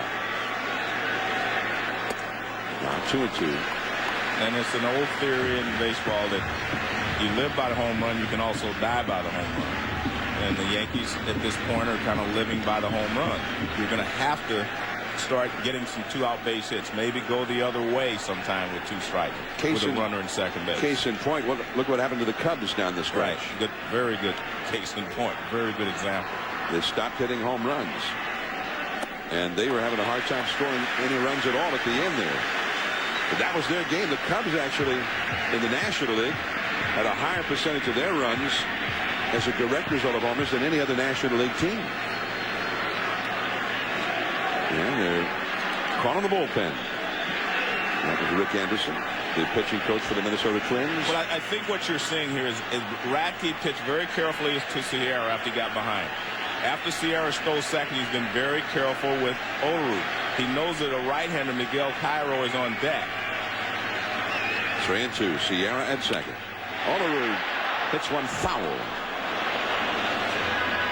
Back into the crowd, hit it sharply, but very much foul. And now Blanco's going to run the new baseball out to Radke. They're going to conference about this one. Well, what they were trying to do, he had thrown him a couple of pitches away. He was trying to finish him off with a fastball up and in.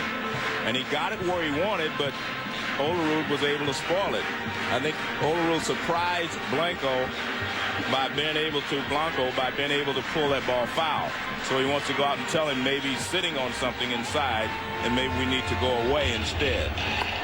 There is Grant Balfour up in the Minnesota bullpen, the right-hander. First bullpen activity of the night for the Twins. Balfour getting ready. 3-2 to Olerud. Radke tries it again. And a high foul off the left field line. Shannon Stewart gave chase, but back into the crowd. And that was a smart pitch. He threw the fastball in the pitch before. He pulled it foul, so he tells him, well, he's sitting on something inside. Let's go away. So they go away, and he doesn't have a good swing at it. Now watch this. They're set up outside. They're going to go away this time, and you see the difference in the swing. And that's what he was telling him, that maybe he's sitting inside for something to pull. Let's try something away from him. And they did. And he made a very poor swing at it. Olerud's having quite an at-bat here against Radke. This will be the 9th pitch of this battle with Sierra at second. Right back to Radke. Smart pitching there. So, on to the 7th inning. Kubel, the rookie, coming up. 4-3. The Yankees lead the Twins. Johnny Damon could put the Angels in a hairy situation. He's a .375 career hitter against tonight's starter Bartolo Colon. That's at 10 Eastern time, 7 out on the West Coast. Yeah, so that's about an hour and 15 minutes from now. Meanwhile, we're in the house that Ruth built. Yankee Stadium in the Bronx. It's the 7th inning. And the Yankees have been Ruthian tonight. Right. Babe didn't exactly invent the home run, but he certainly perfected it. And now here are the Yankees, and much like the Murderers Row Yankees of 1927, the Marison Mackle Yankees of 1961, this is a club built on power. Here's John Lieber.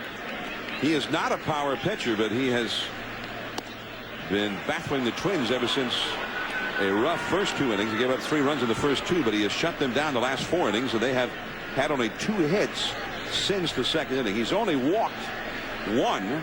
That was Koski in the 2nd inning. He's not even been into a 3-ball count on anybody else. That ball is ripped hard. Olerud has it. And the put out for Lieber. And Jason Kubel, the rookie, is retired. John, what I find interesting is, remember before the game, Joe Torre said he would not hesitate to use Flash Gordon in the 7th, Mariano Rivera in the 8th and 9th to secure this victory. And I think if he has a 2-run lead, he might do that. And there you see Gordon in the bullpen. I don't think he wants to do that with a 1-run lead, because if you bring Gordon in and he gives you a good 7th and then something happens, they score 1 run, now you're stuck with Rivera being in the game. I think if there was a 2-run lead, he may have adhered to that strategy. And I think if he gets 2 runs, you may see something like that happen. But at the moment, the ball hit back over Lieber and into center field by Christian Guzman.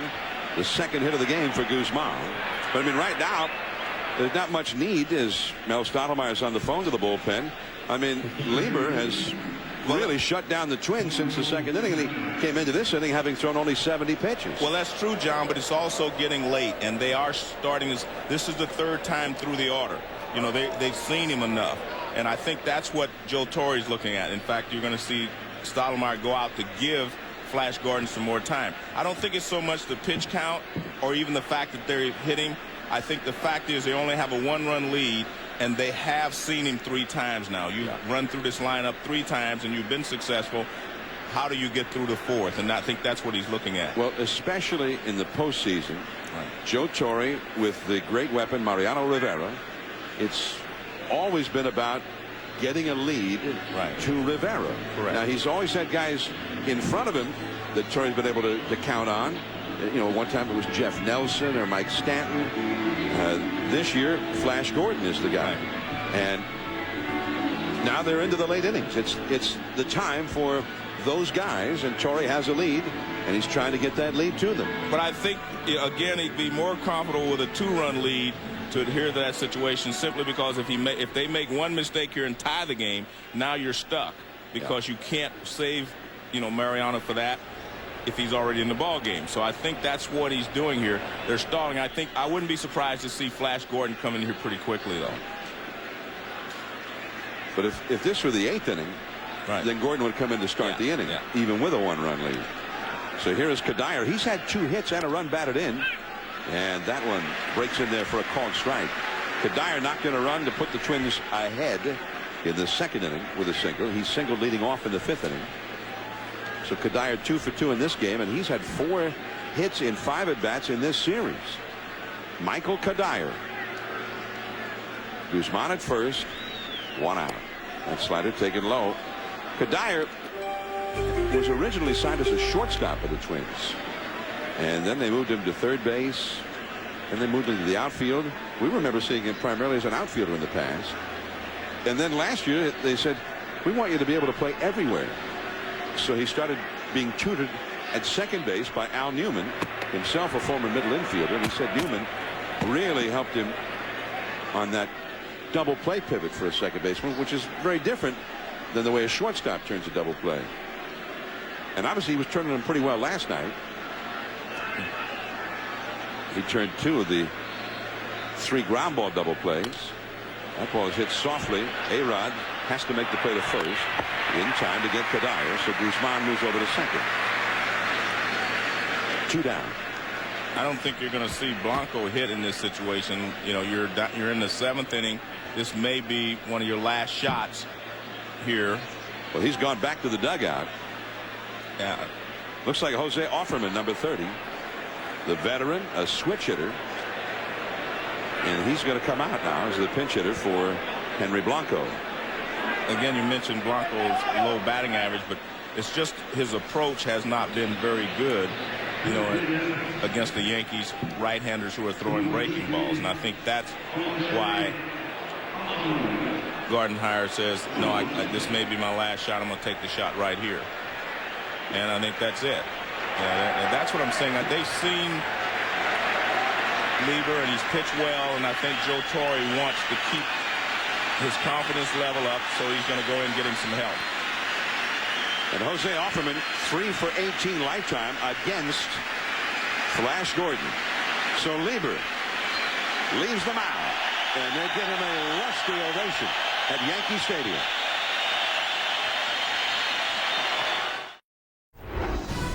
David Ortiz, Big Papi, some call him. Big reason why the Red Sox are here being Anaheim. They're coming up. Game 2 of the ALDS between the Sox and Angels at 10 o'clock Eastern time. Matt Weiner and Steve Phillips back in our studio. John Lieber, the big ovation at Yankee Stadium after giving up 3 runs. All of that early, though. How did he turn around? Well, I tell you what, Yankees have to be ecstatic right now with the job that John Lieber did.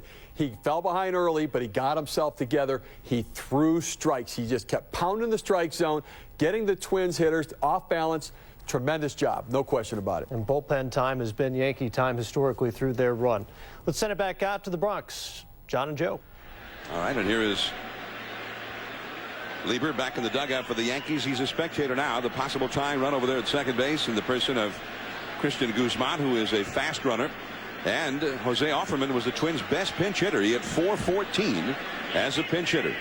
He's never done well against Gordon, however. He tries to throw the breaking ball, but misses very high with ball 1. He's had 3 hits in 18 lifetime at-bats against Gordon, but he was the Twins', as we say, most trustworthy and effective pinch hitter this year. Base hit could tie the game. We're in the 7th. And that's inside. 2-0.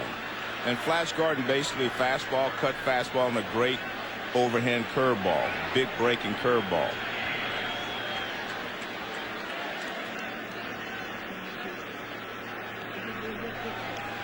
Guzman away from second. That ball is blooped and caught.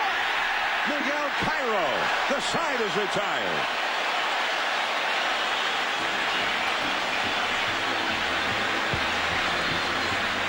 That saved a run. Cairo will be coming up. Then Derek Jeter and Alex Rodriguez. Yankees lead 4-3, middle of the seventh.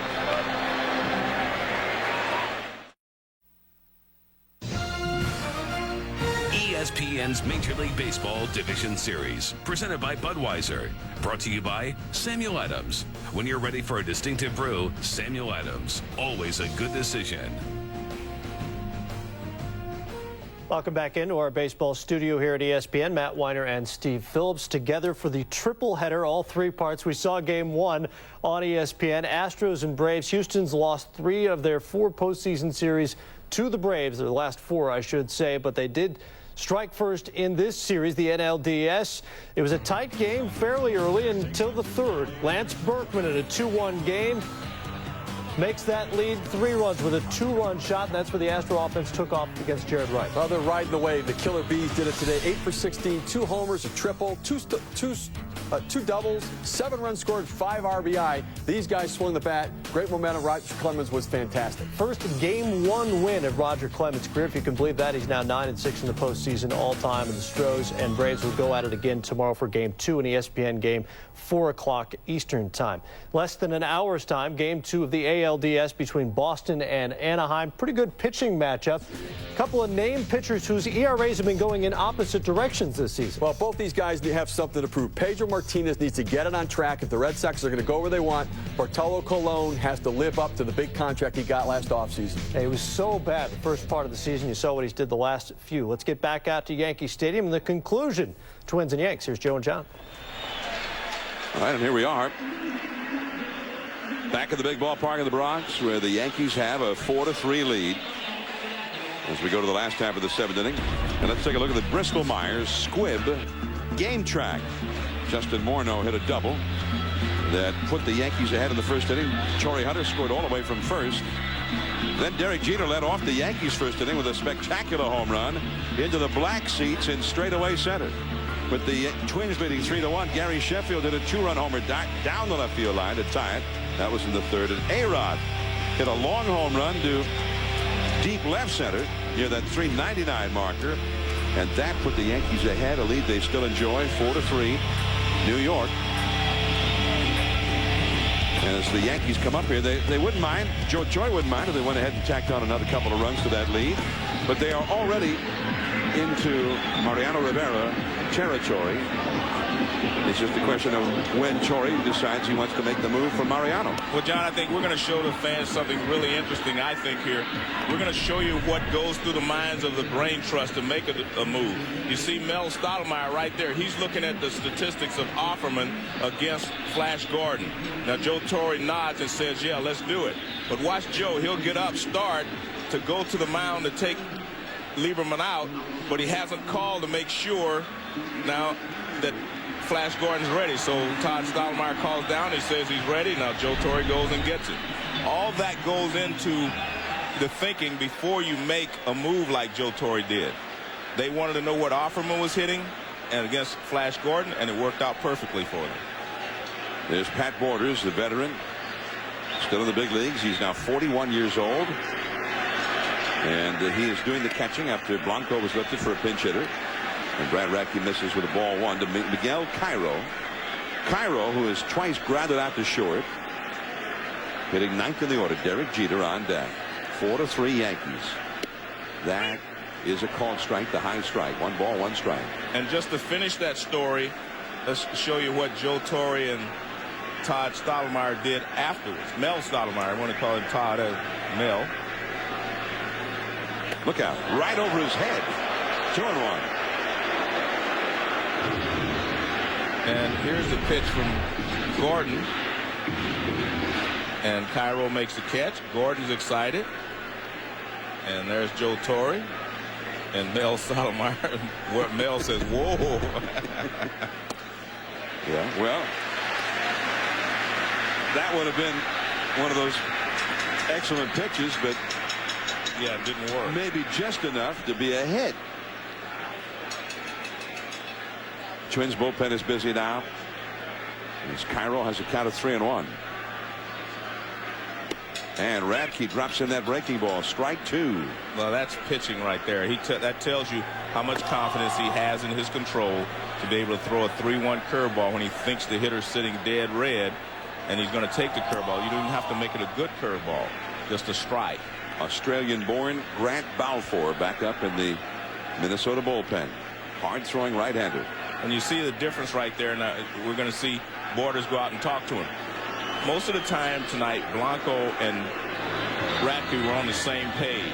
So he threw him a 3-1 curveball. He knew what he wanted to throw right away, but Borders did not know what he wanted to throw. So now he goes out and gets it correct with him. Now they both on the same page. But see, Blanco had handled him perfectly throughout the ball game. And that's just one of the problems you have when you change a battery this late in the ball game. 3-2 the count. And he walks him. That is the third walk allowed by Radke. Now to the top of the order, and Derek Jeter coming up. Now let's go down to Gary Miller. John, with Derek Jeter coming up, I talked to him before the game. Now, here's one of the most accomplished and disciplined hitters in all the majors. And I said, do you do anything differently during batting practice? Do you work on anything? He said, no, not really. I said, not even going to rights. He said, no, I do that anyway every time I hit. I just go up, try to get loose, build up a sweat. Then he watched Sheffield park one into that black area, and he was in awe. What does he do his first time up? He hits one out there himself. Well, we'd expect Sheffield could do it. But Derek Jeter became only the 20th in the 29 years since they remodeled this ballpark to hit one into those seats. Now he bunts at one and misses. Strike 1. And that doesn't surprise me because Joe Torre knows that he has to manufacture some runs as well. Jeter takes all the mystery out of that first run by hitting it up on the tarp. But right now, there you see, comes out for the curtain call. But right now, this one more run is important for the Yankees. And that's why he's such a good team player. Joe Torre doesn't hesitate to ask him in that situation to bunt the runner in the scoring position. Jeter to Koski. Koski wanted to go to second, but Guzman was pointing him over to first while he was covering second base, and that's where Koski went. And Jeter, who had 16 sacrifice bunts during the season, gets another one right here. But, John, a lot of hitters, a lot of players, if you've hit a home run and the manager asks you to bunt, they're not happy with it. Derek Jeter is a winning type ball player. He does whatever it takes to win. He knows that right now that run at second base is far more important than him having a chance to swing the bat. So Joe Torre asked him to do it. He gets the job done. That's how you play winning baseball. And there's some guys who not only would not be happy doing it, right, who are not really capable of doing it. And they'd foul a couple off. I mean, some guys just are not good bunters. Their heart isn't in it. Here's Alex Rodriguez, and he's had a big game. A single in the third that set up a 2-run rally. He scored in Sheffield's homer, and then he hit a home run to put the Yankees ahead in the 5th inning. That's called a strike on the inside, and it is 0-1. The Yankees at the top of the order, Jeter, Rodriguez, and Sheffield. They've done all the damage to Radke in this one. 4 hits, 9 at-bats, all 3 of the home runs, and all 4 of the RBIs here in Game 2. They got on base a lot in Game 1, but nobody ever scored. That's a base hit. Left center field. And that will get Cairo home. They get the little extra insurance thanks to the bunt by Jeter. It is 5-3 Yankees. And here comes Gardenhire quickly out of the Minnesota dugout. That's going to do it for Brad Radke. The first hit of the series by a Yankee with a runner in scoring position, and it comes from Rodriguez, who had so many problems for the first part of the season. Balfour coming in to face Sheffield when we come back. Out at Angels Stadium of Anaheim, they're doing the same thing we are, watching the Twins and Yankees. That's right, John and Joe. You're on Diamond Vision. Watch your P's and Q's.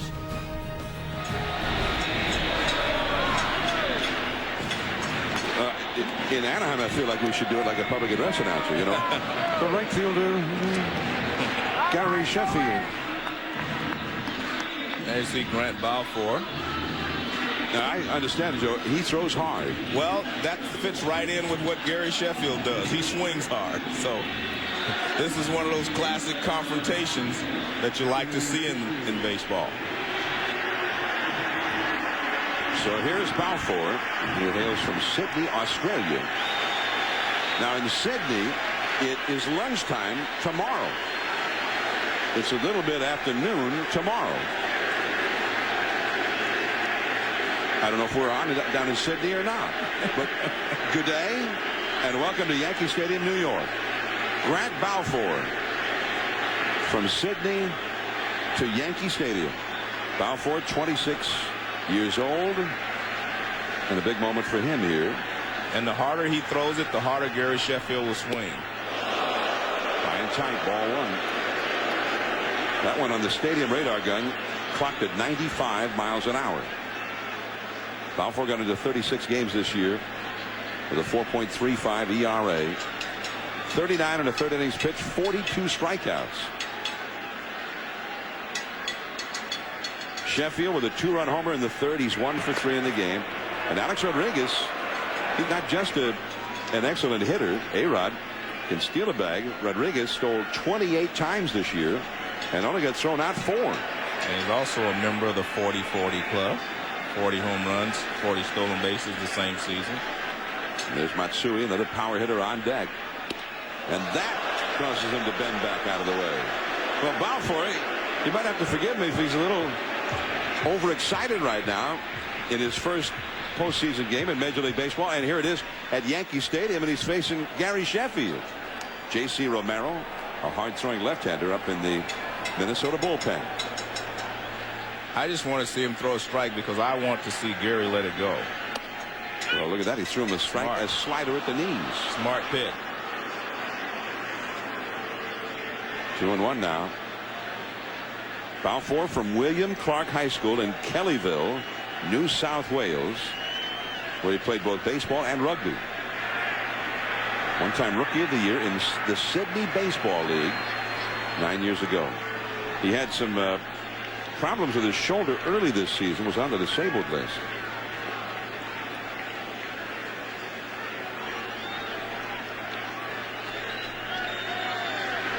Two balls and a strike to the dangerous Sheffield. Ooh, fastball popped up foul, coming back borders, but it's onto the screen, and it got out 2-2. But I have to tell you, John, he did not get to that one. It looked like it was up a little bit, but watch, he doesn't get the barrel out front. See right there, his barrel's right at the plate. Watch when he makes contact. His barrel's right there. See, it's not out front. The ball out here is where he would have liked to handle that pitch. So Balfour's got a little giddy up on the fastball. 2-2 the count. That one, the stadium radar gun clocked it at 94 miles an hour. And the reason I say it because Gary knew a fastball was coming. He was sitting dead red, but he just couldn't quite get there. Alex Rodriguez at first base, having an excellent night. Now he's back to the bag. You know, we were talking about Alex for much of this season. He was much criticized here in New York because he was hitting so poorly in the clutch with men in scoring position. But from the time that he was moved to the number 2 spot about a month ago by Joe Torre, he raised his overall average with men in scoring position by some 50 points. And that's high and tight, 3-2. And he's not been performing like a guy who's trying too hard or struggling or anything else. He's been performing like a veteran Yankee player in this series so far. He's had 5 hits in 8 at-bats. And tonight, 2 singles, a homer, and 2 batted in, 2 scored. There he goes. Sheffield right back to Balfour. He throws to second in time. Back to first. Double play. And Alex Rodriguez very unhappy at second base with Mike Everett. He thought he was in there safely.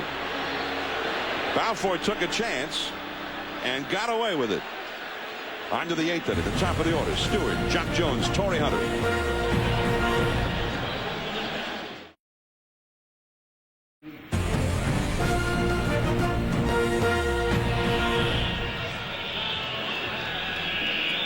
It is 5-3. The Yankees lead the Twins in the top of the 8th inning coming up now.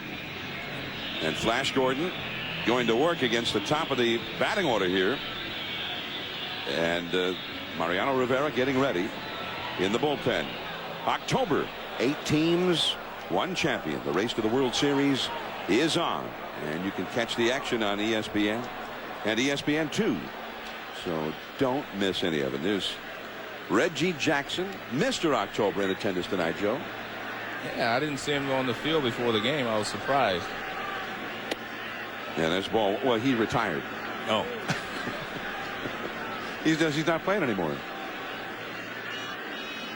1 ball to no strikes to Shannon Stewart, who has flied out, grounded into a force play, and flied out again. So John Lieber was able to keep Shannon Stewart off the bases tonight. Fastball came right after him, and it was fouled right back to the screen. 1 ball, 1 strike. Jock Jones and Torrey Hunter on deck. So the Twins' best home run hitters are coming up here. Jones on deck, hit 24. Torrey Hunter behind him. There's Jock. Torrey in the hole. He hit 23. And Justin Morneau, the cleanup hitter, he's got a lot of power. And Koski's got 25. That's a called strike 2. 1 ball, 2 strikes. The Twins have not scored since the 2nd inning when they took a 3-1 lead in this game. They have had only 3 hits since the 2nd inning. All singles. 1 and 2 to Shannon Stewart. He's the igniter at the top of the order. They need him to get on the fists, and a bloop foul into the seats. 56,354, the paid crowd at Yankee Stadium here for game 2. The series will move on to Minnesota after the game tonight.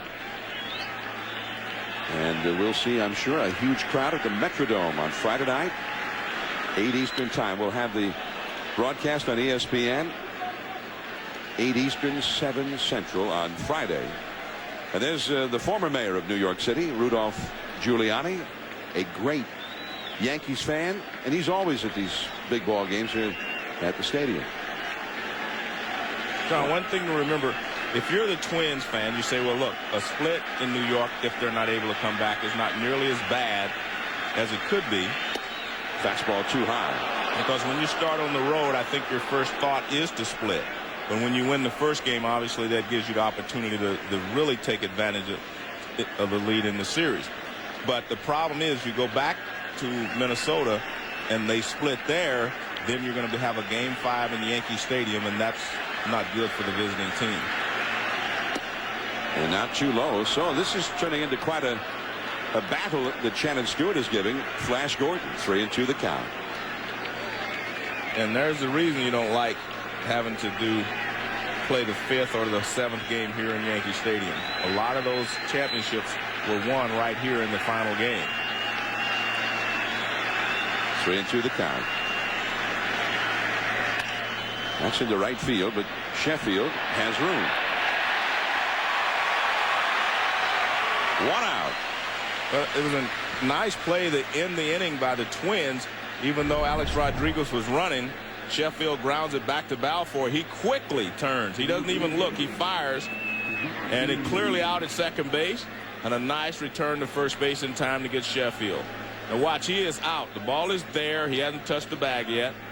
Rodriguez is probably saying that he was off the bag, but it appeared that he did have his foot on the bag when he caught the ball. So Kadire turned it nicely. It looked like A-Rod's front foot went right over the bag. I mean, I think he should have been safe, Joe. But the throw definitely beat him on that play. No, but I mean, he was not safe. But I'm saying his front foot that should have been in the bag went right over the top of the bag. 0-1 the count to Jock Jones. Jones had a single in the first inning, and he's also grounded out and been called out on strikes. He's 1 for 3. That's a dribbler foul off to the right. Let's take another look, John. And look at that left leg. Look at the foot. Actually, the ball is there before he is there, though. Yeah, you're right. Yeah, that ball was there before. And watch, see, the ball is there, and his foot hasn't reached the bag yet. But you're also correct that he made a poor slide and that his leg was over the bag. 0-2 the count. And there's the curveball. That's low. By the way, It is not Mariano Rivera warming up in the Yankee bullpen, but rather Esteban Loaiza. Well, remember one thing. He pitched an inning yesterday, and I was wondering about that. I know Joe Torre brought him in to keep it close, but I was wondering about him pitching that one inning yesterday when they were behind. The curve in the dirt. Jones heads for first, and he's going to make it. So Flash Gordon strikes him out, but does not get him out. So Jones is aboard on a strikeout on a wild pitch, and that brings up Torrey Hunter as the possible tying run. And now I think Mariano Rivera is getting up in the bullpen. There's Mariano Rivera, number 42. So he will start the throw here momentarily. The center fielder, Torrey Hunter.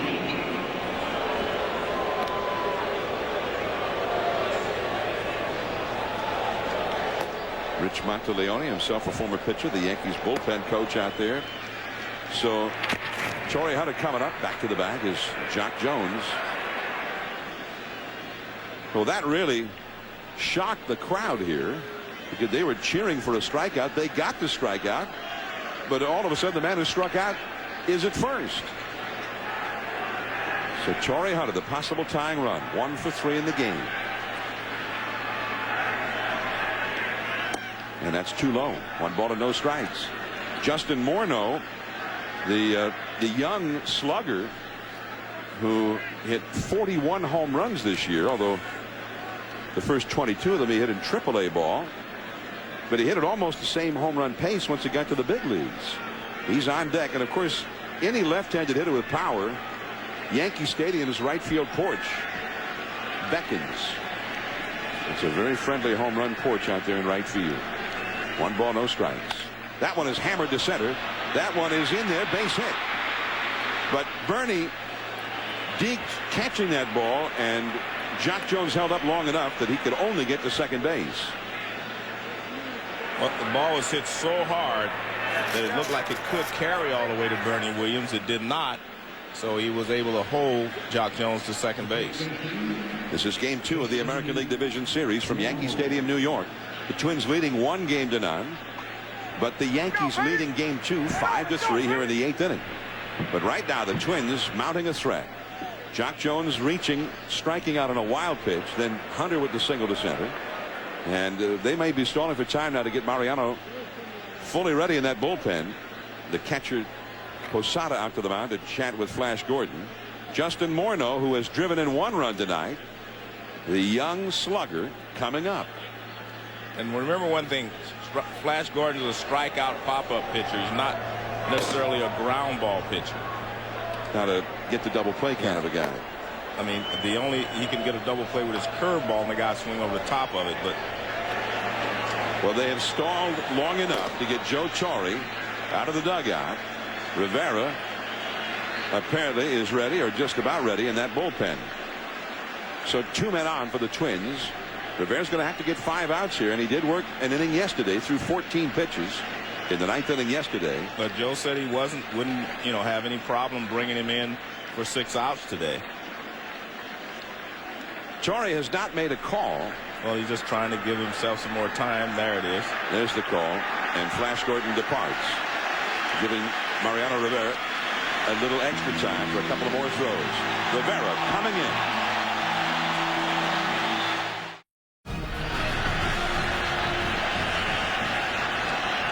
There is Mariano Rivera. The Yankees are leading 5-3. And especially in the postseason, when Rivera comes in, usually the game is over.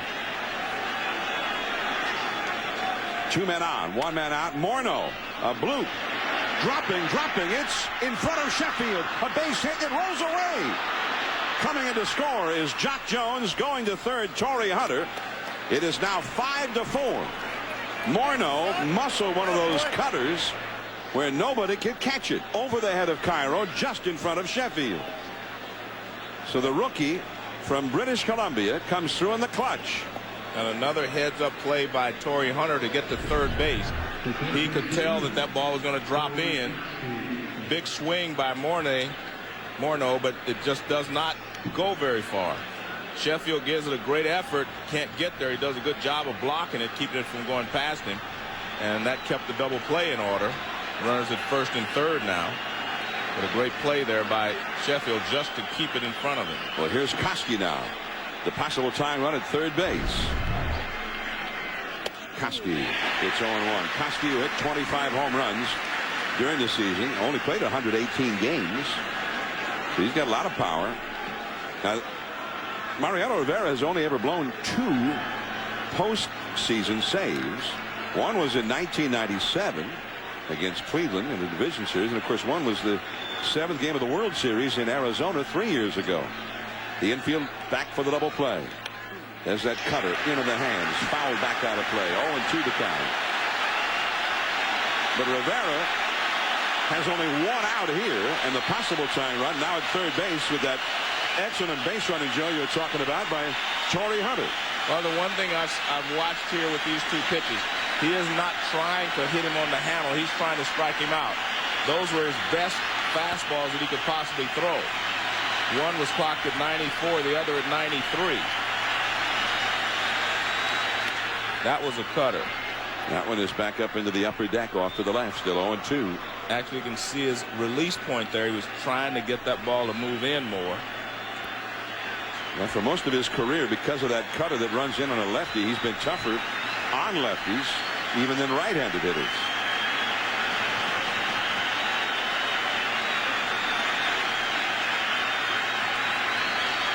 Five to 4, the Yankees lead. The possible tying run at third with only 1 out. Up and away. Sometimes he'll try and backdoor that cutter from the outside and then back over the corner. That was not a cutter there. That was just a fastball, and he was hoping he would chase it out of the strike zone because he had thrown a cutter in on his hands a pitch before. That was just a fastball away. He's also throwing more of those pitches, fastballs away instead of the cutters, not just cutting every pitch. And foul back. So he stood out there again. See, he's trying to strike him out. He's not trying to hit him on the handle. Maybe he flare one or even trying for the double play. He's going for the strike out there. On deck is Jason Kubel, the rookie. Koski has never had a hit against Mariano Rivera, although he's only had 4 career at-bats against him.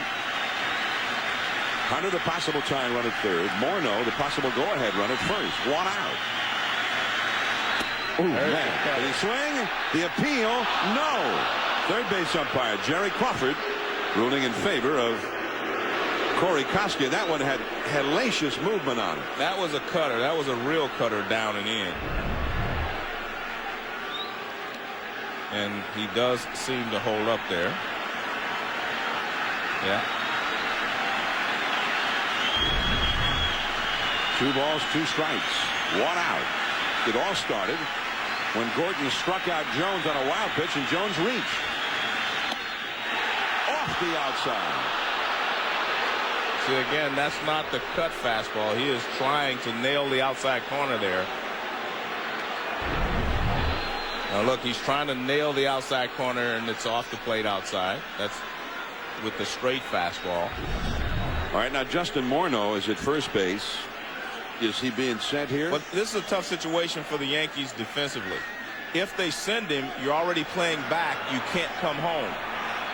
Now they're going to pinch run, and that tells you, yes, they're going to send him. All right, so I can answer your question, yes. Okay. Luis Rivas in the run for Morneau at first base. That tells you right there what they're going to do.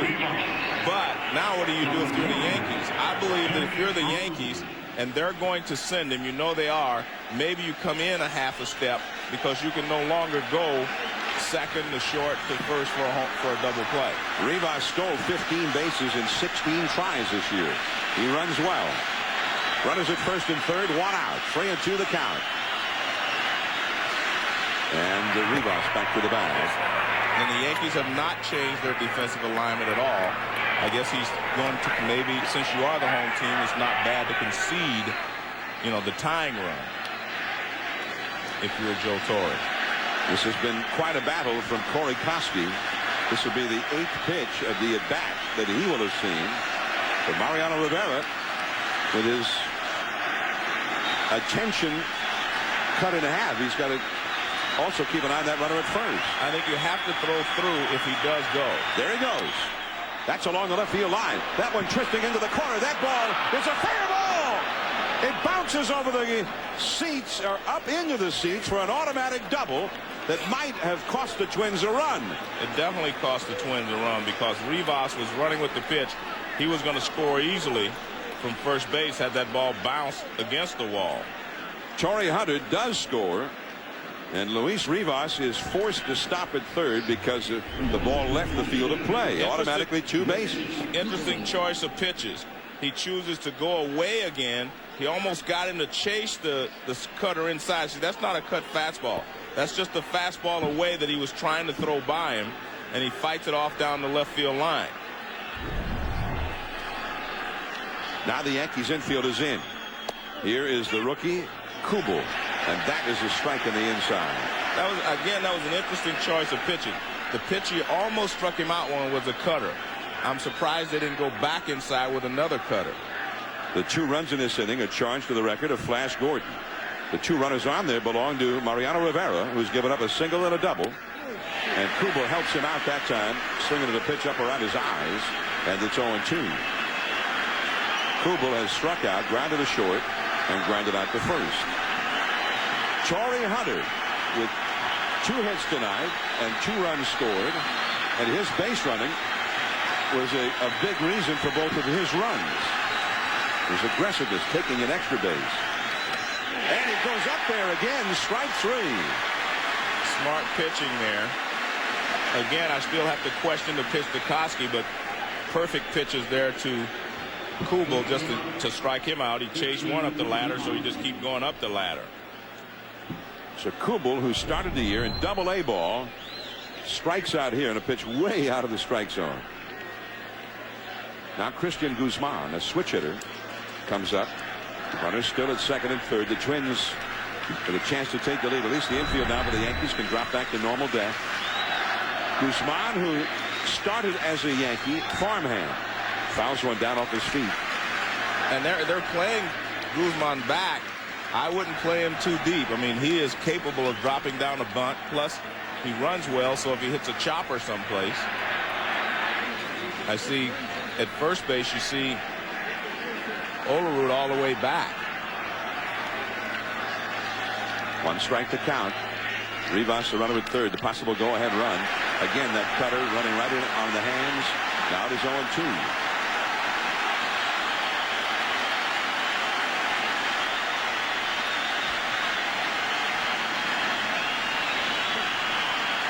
Guzman,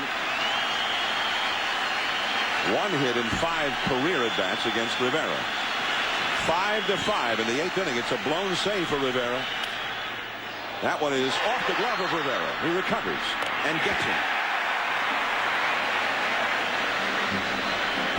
But the strikeout by Flash Gordon on a wild pitch, that started the 2-run rally that has tied the game. Matsui coming out.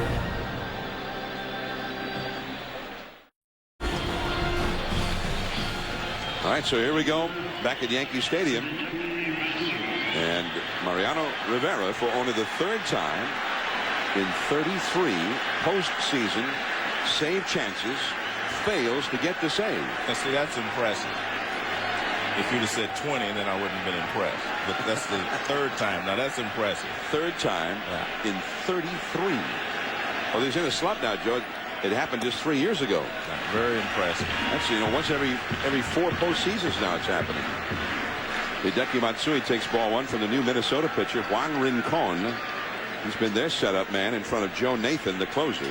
And Matsui has walked, singled, and fly to shallow center. Ooh, the high hard one at 94 miles an hour. Other changes for the Twins. Luis Rivas, who came in as a runner for Morneau, now at second base, and Kadire moves from second over to first base. So a new alignment on the right side of the infield for the Twins. Matsui, then Bernie Williams, and Jorge Posada coming up for the Yankees here in the 8th inning. 5-5. This crowd got to be a little bit in a state of shock. Mariano Rivera gave up a lead. Well, that's a called strike 2. Well, the first guy got jammed, and that set up the inning for the Twins. He jammed him, and he flared it into right center field. That set up the inning and put a lot of pressure on the Yankees. And again, I just wonder about the pitch that he threw. I mean, his best pitch is his cutter, and he threw a fastball away, and Koski hit it. Matsui slaps a foul off the left field line. But again, I think that was caused again by the speed of the Twins. They knew when he sent Rivas in the run that Rivas was going to go. So that eliminates the double play ground ball right there. So he was going just strictly for the strikeout, and he did not get it. And you don't often see a manager make a move like that, not when the at-bat is almost completed. But I think it was very smart. Very smart. Very smart. 1-2. But I'm just saying, it's very smart and not very often done. Yeah, but and again, making that move put a lot of pressure on the Yankee defense at that point. Mariano Rivera came on with 2 men on, 1 man out. Morneau got a bloop single against him to knock in a run. And then Koski, in that protracted at bat, hit a double down the left field line. And by all rights, the Twins should be leading right now. There's a slider, strike 3. Matsui was wondering whether he hit the ball and it hit the ground first. He was contending that it was a foul ball. But home plate umpire Mark Wegner says he did not touch it. Well, it doesn't appear to me that he touched it. It also appears that he caught it. Even if he touched it, fouled it, he caught it anyway.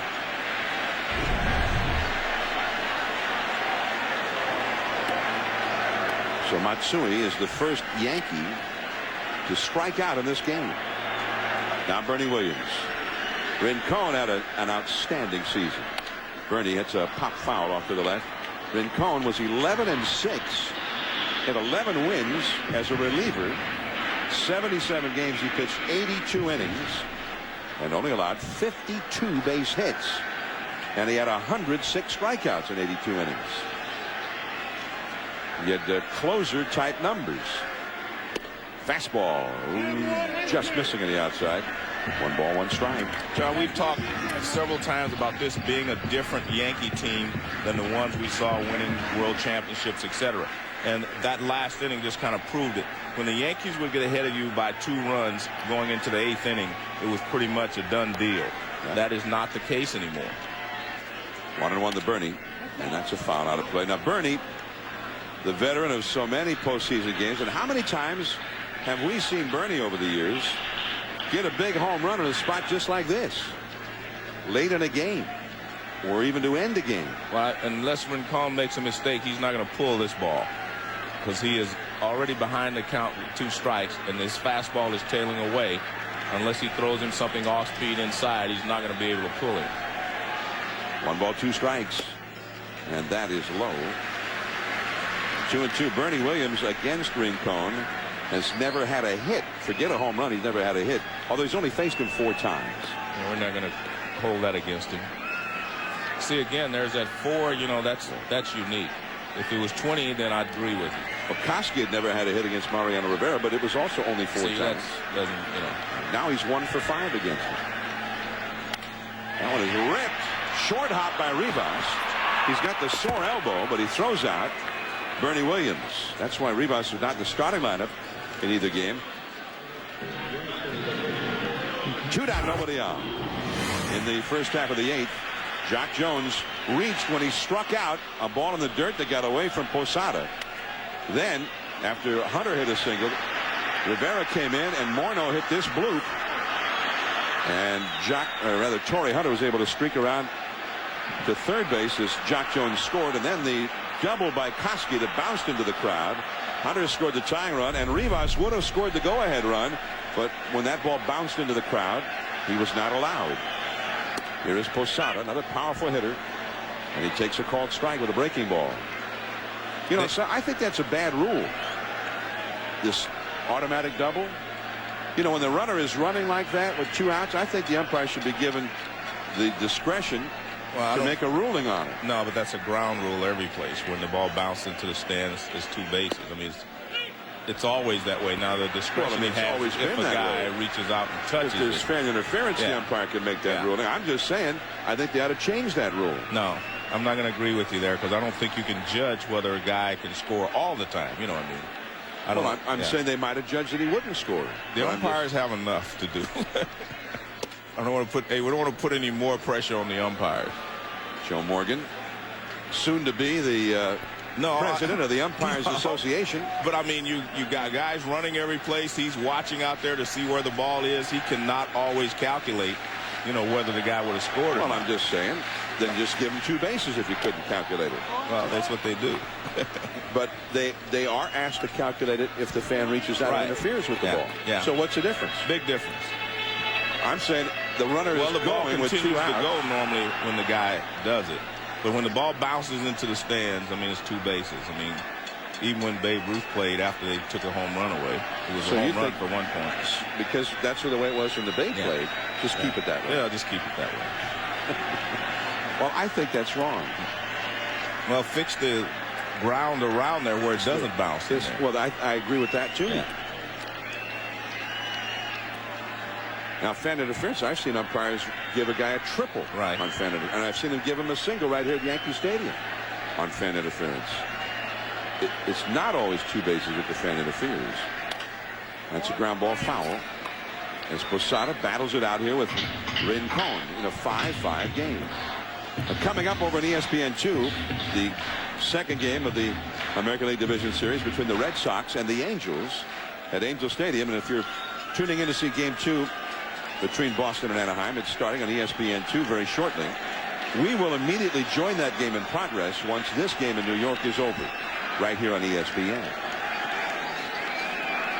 That's the first time you and I ever had a disagreement about a thing like that. Yeah, but I don't think that they should put any more on their umpires. They have enough problems as it is. 1-2 the count to Posada. And another foul out of play. Posada hit 30 home runs last year, and he's got the power to put the Yankees back ahead here. Now, see, in Minnesota, they're all agreeing with me. Yeah. Here in New York, it's like, listen, we got a great game going. Why do you have to talk about that now?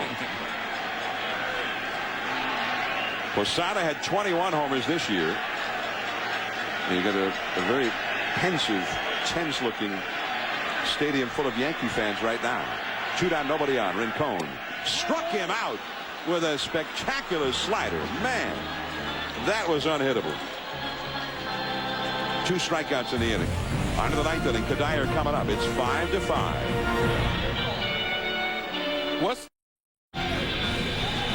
All right, that should be a really good one. But right here, we've got a great one going. The Twins 5, the Yankees 5. On to the 9th inning. Mariano Rivera, who pitched the 9th inning last night. He threw only 14 pitches. But he threw 15 pitches under duress in the 8th inning already tonight. Now he's just trying to save the tie. Kadire to be followed by Borders and Stewart. At least those are the 3 due-up. Kadire breaks his bat and right to A-Rod. 1 away. Kadire now 2 for 4 in this game with a run batted in. Mariano Rivera with a blown save. He inherited 2 runners from Flash Gordon, and they both scored. One on a single by Morneau, and then one on a double by Koski. And remember one thing, though, John. He is not used as normal closers are, even in the postseason.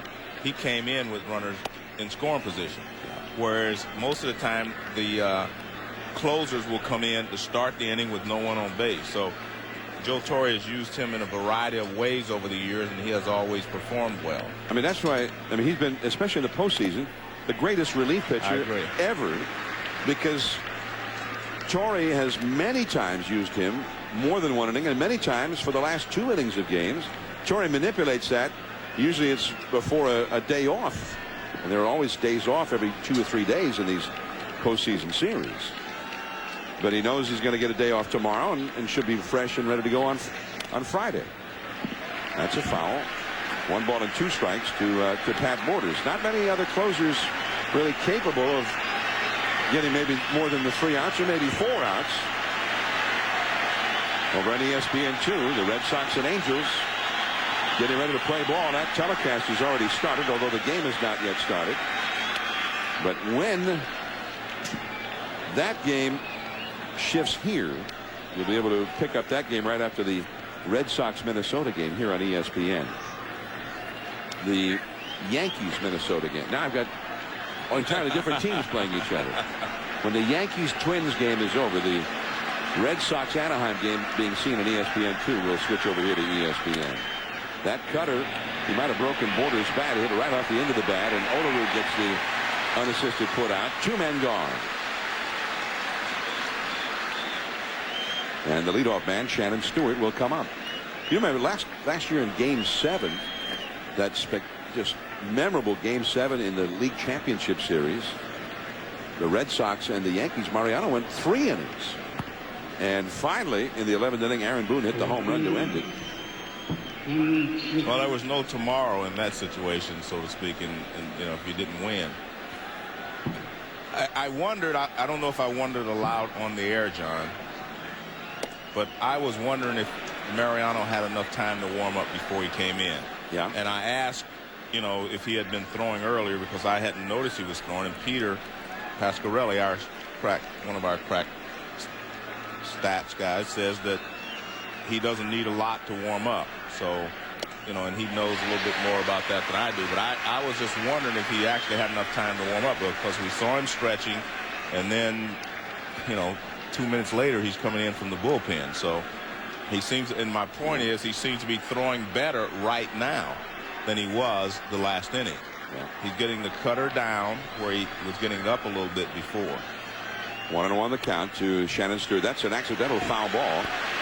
1 ball and 2 strikes. They have not had a good swing at him this entire inning. Well, Torrey knew that Rivera was not ready when he went to the mound, because he went out there and stalled. And they had been stalling even before Torrey went to the mound. So it's a legitimate question. 1 ball, 2 strikes. Hits softly to Cairo. So Rivera with a very strong 9th inning.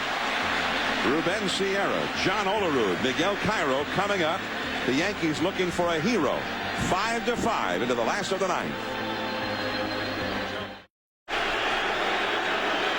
So here we go. The big crowd at Yankee Stadium.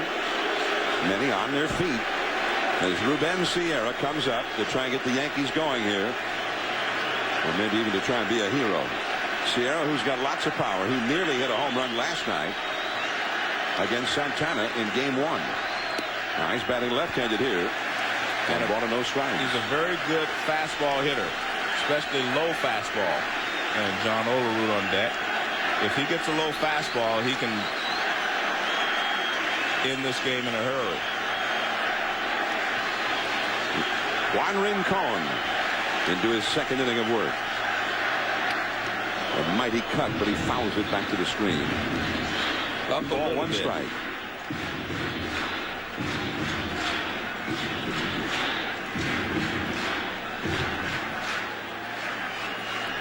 Everybody's standing at Yankee Stadium. The Yankees 5, the Twins 5. The Yankees need a win. The next 2 games scheduled in Minnesota. And a slider. That one almost hit him. The Yankee bullpen is busy. Canyon Sturts, the right-hander, is warming up. John, you know what I'm noticing here, not only with the fans, but the players on the Yankees. They have a lot more respect for this Twins team than the one they played last year.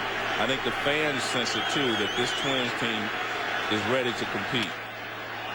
And a high foul that will go out of play off the left field line.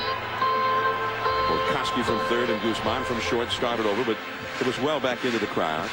2-2 to Ruben Sierra. Sierra at one time was one of the top players in the American League, an MVP candidate. Looked like he was headed to the Hall of Fame. He has resurrected his career, and coming back here to play for the Yankees last year, which was a huge upset, but he's done well. Slider yanked foul over toward the battalion of cameramen in that camera well just beyond the Yankee dugout. 2 balls, 2 strikes. There they are to record the epic moments of this game. And Ruben Sierra is trying to provide one of those epic moments. One of the things about Sierra, he uses a big, heavy bat, and a lot of times that slider down in is hard to stop it. But he is a very good low fastball hitter once he starts it and lets it go. And right field beckons here at Yankee Stadium. It's only 314 feet to that right field foul pole.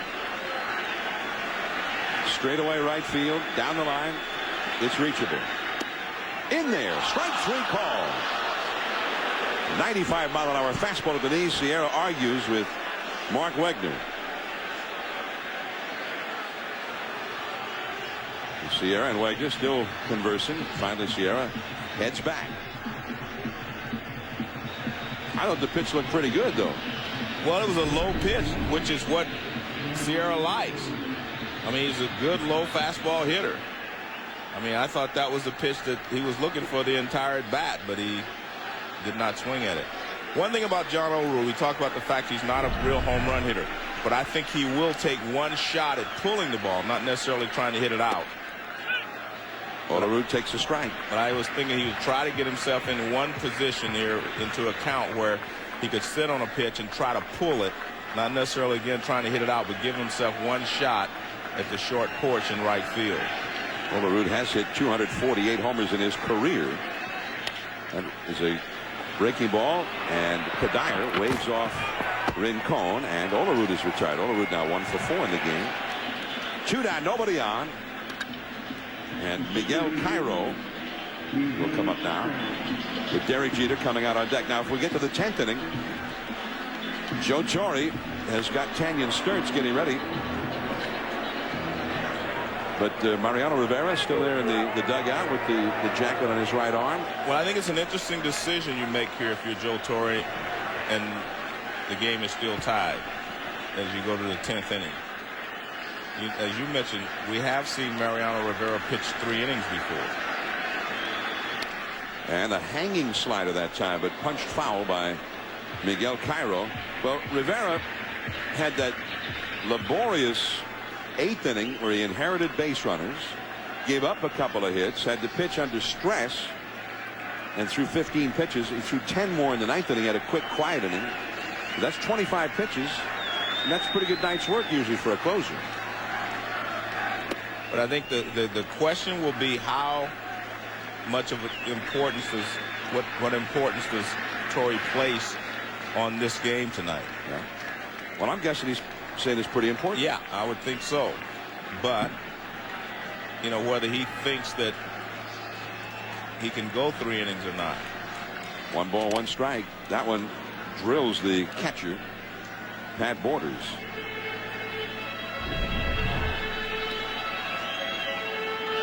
I think he's telling him that's enough. I guess that's what that signal means. Because then Alex Rodriguez pats him on the leg, so I'm assuming they're telling him that he's finished for the night. No, it's almost as if Mariano went in there and said, hey, I can keep going. Yeah. But you know, when he went 3 innings in Game 7 against Boston in the League Championship Series, you know, that was to get them into the World Series. Right. Right. They didn't have another game the next day or in 2 days against Boston. That was just to get them to move on. And of course, Tanyan Sturtz being up in the bullpen all this inning sort of tells you what Joe Torre has in mind, I would think. But they've got another ball game Friday night in Minnesota. This series is going to go on, and they've got to have, you know, depending on how the series goes, they have to play at least 2 more games after tonight. That Rivera might have to pitch in both. Well, they may not have to play 2 more after tonight if they lose this one. So, like I said, it's not an easy decision. I guarantee it wasn't. You know, Joe probably had his mind made up, because normally your closer, you let him go 2 innings. Because I'm thinking exactly the same thing with Gardenhire. He's using Rincon, but then he may bring Nathan in. He has not yet used his closer. Right. 2-2 now to Miguel Cairo. He's battling it out here with Rincon. Rincon, the setup man in his 2nd inning of the game. Rincon has faced 5 hitters, retired them all, and struck out 3 of those 5. Juan Rincon, this will be his 32nd pitch. 2-2. And he yanked that one down and away on a fastball. 3-2. If we get to the 10th, and if Tanyan Sturts is coming in, the men he will face are Jock Jones, Torrey Hunter, and Luis Rivas. Jones and Hunter with lots of power.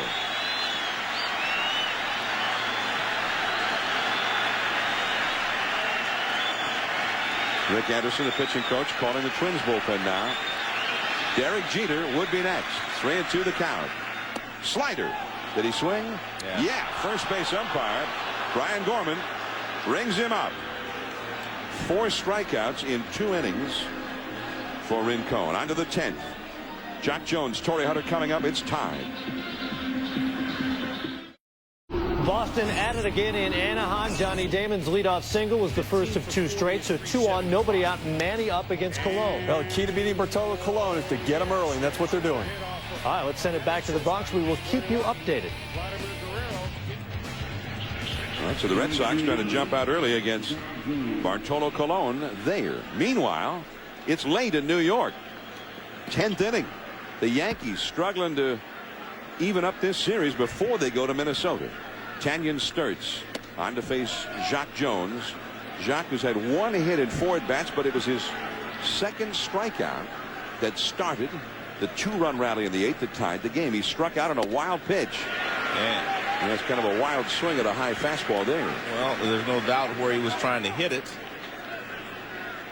You've seen a lot of Sturts in the past. He's had 22 career at-bats against him. 1 home run. Ooh. Changed up with the breaking ball there. 1-2 on a foul tip. Meanwhile, the Twins bullpen is getting busy. Torrey Hunter on deck. Jock Jones had 24 home runs this year. Changeup struck him out. Great job of pitching there by Sturts. Jock Jones helped him out. Instead of a 2-0 count, he made it 1-1, and that allowed Sturts to go to other pitches.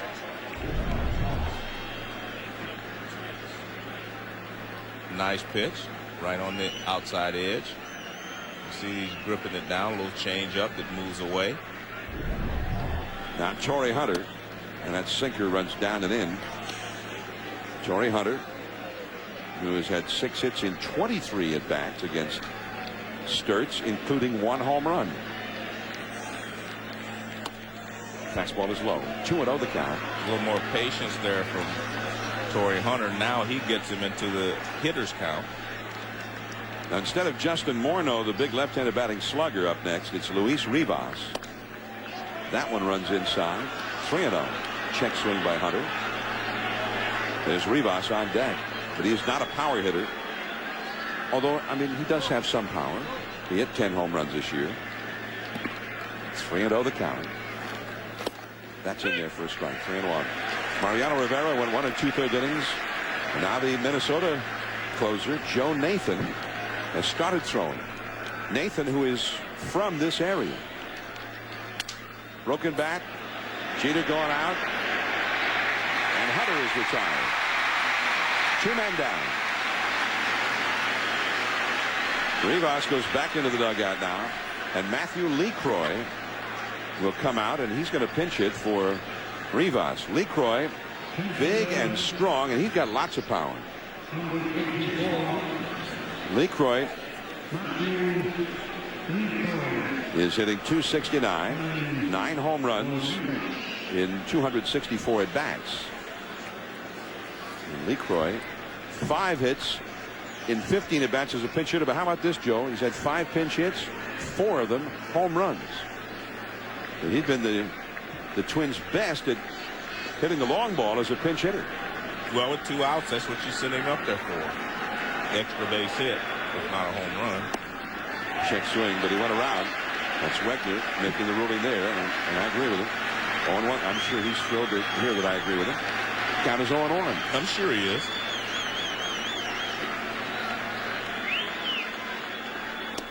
All in 2.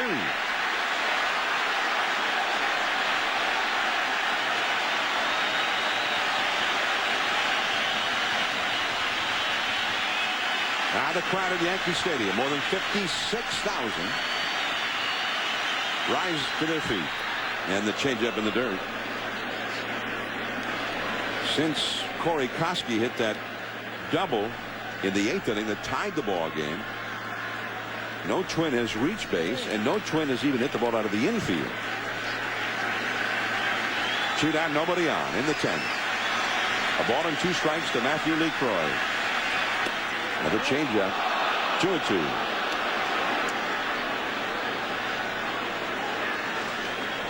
The Yankees, in their half of the 10th, will give it their best shot. Jeter, Alex Rodriguez, and Gary Sheffield coming up. Fastball. Tried to put him away, but he had a mighty cut at that one. Not a good pitch. Fastball up.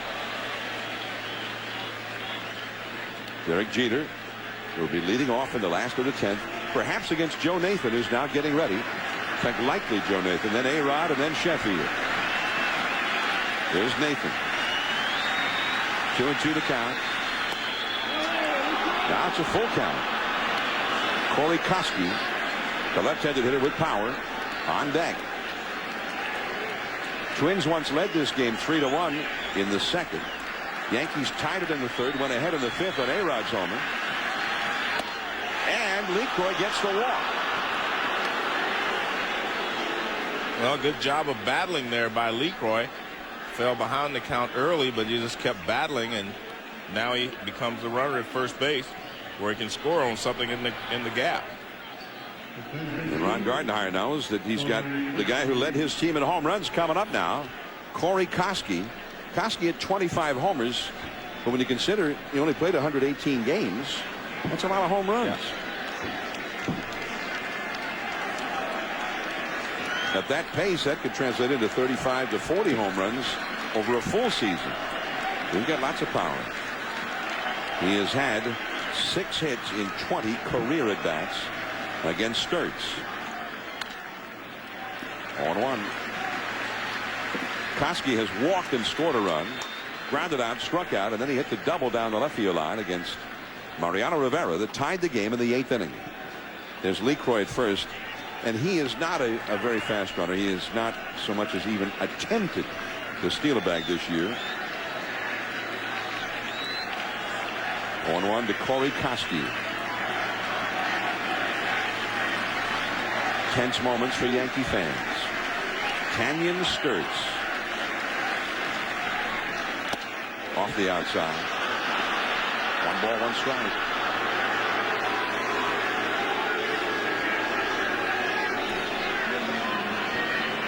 Sturts, the former Tampa Bay Devil Ray, facing the former hockey player from Manitoba, Corey Koski, former Junior A hockey player.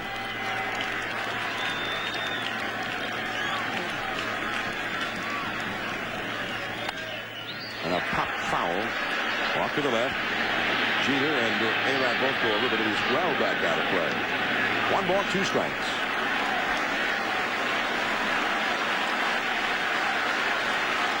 Twins, who are trying to play catch-up late in this game, have Lou Ford, a right-handed hitter, still available, and he's a good hitter.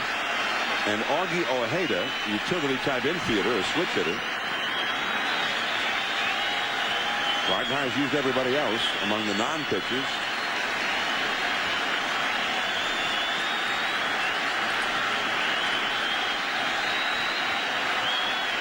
One and 2 to Koski. Olerud playing behind the runner at first, LeCroy. Changeup. Did he swing? The appeal. Yeah.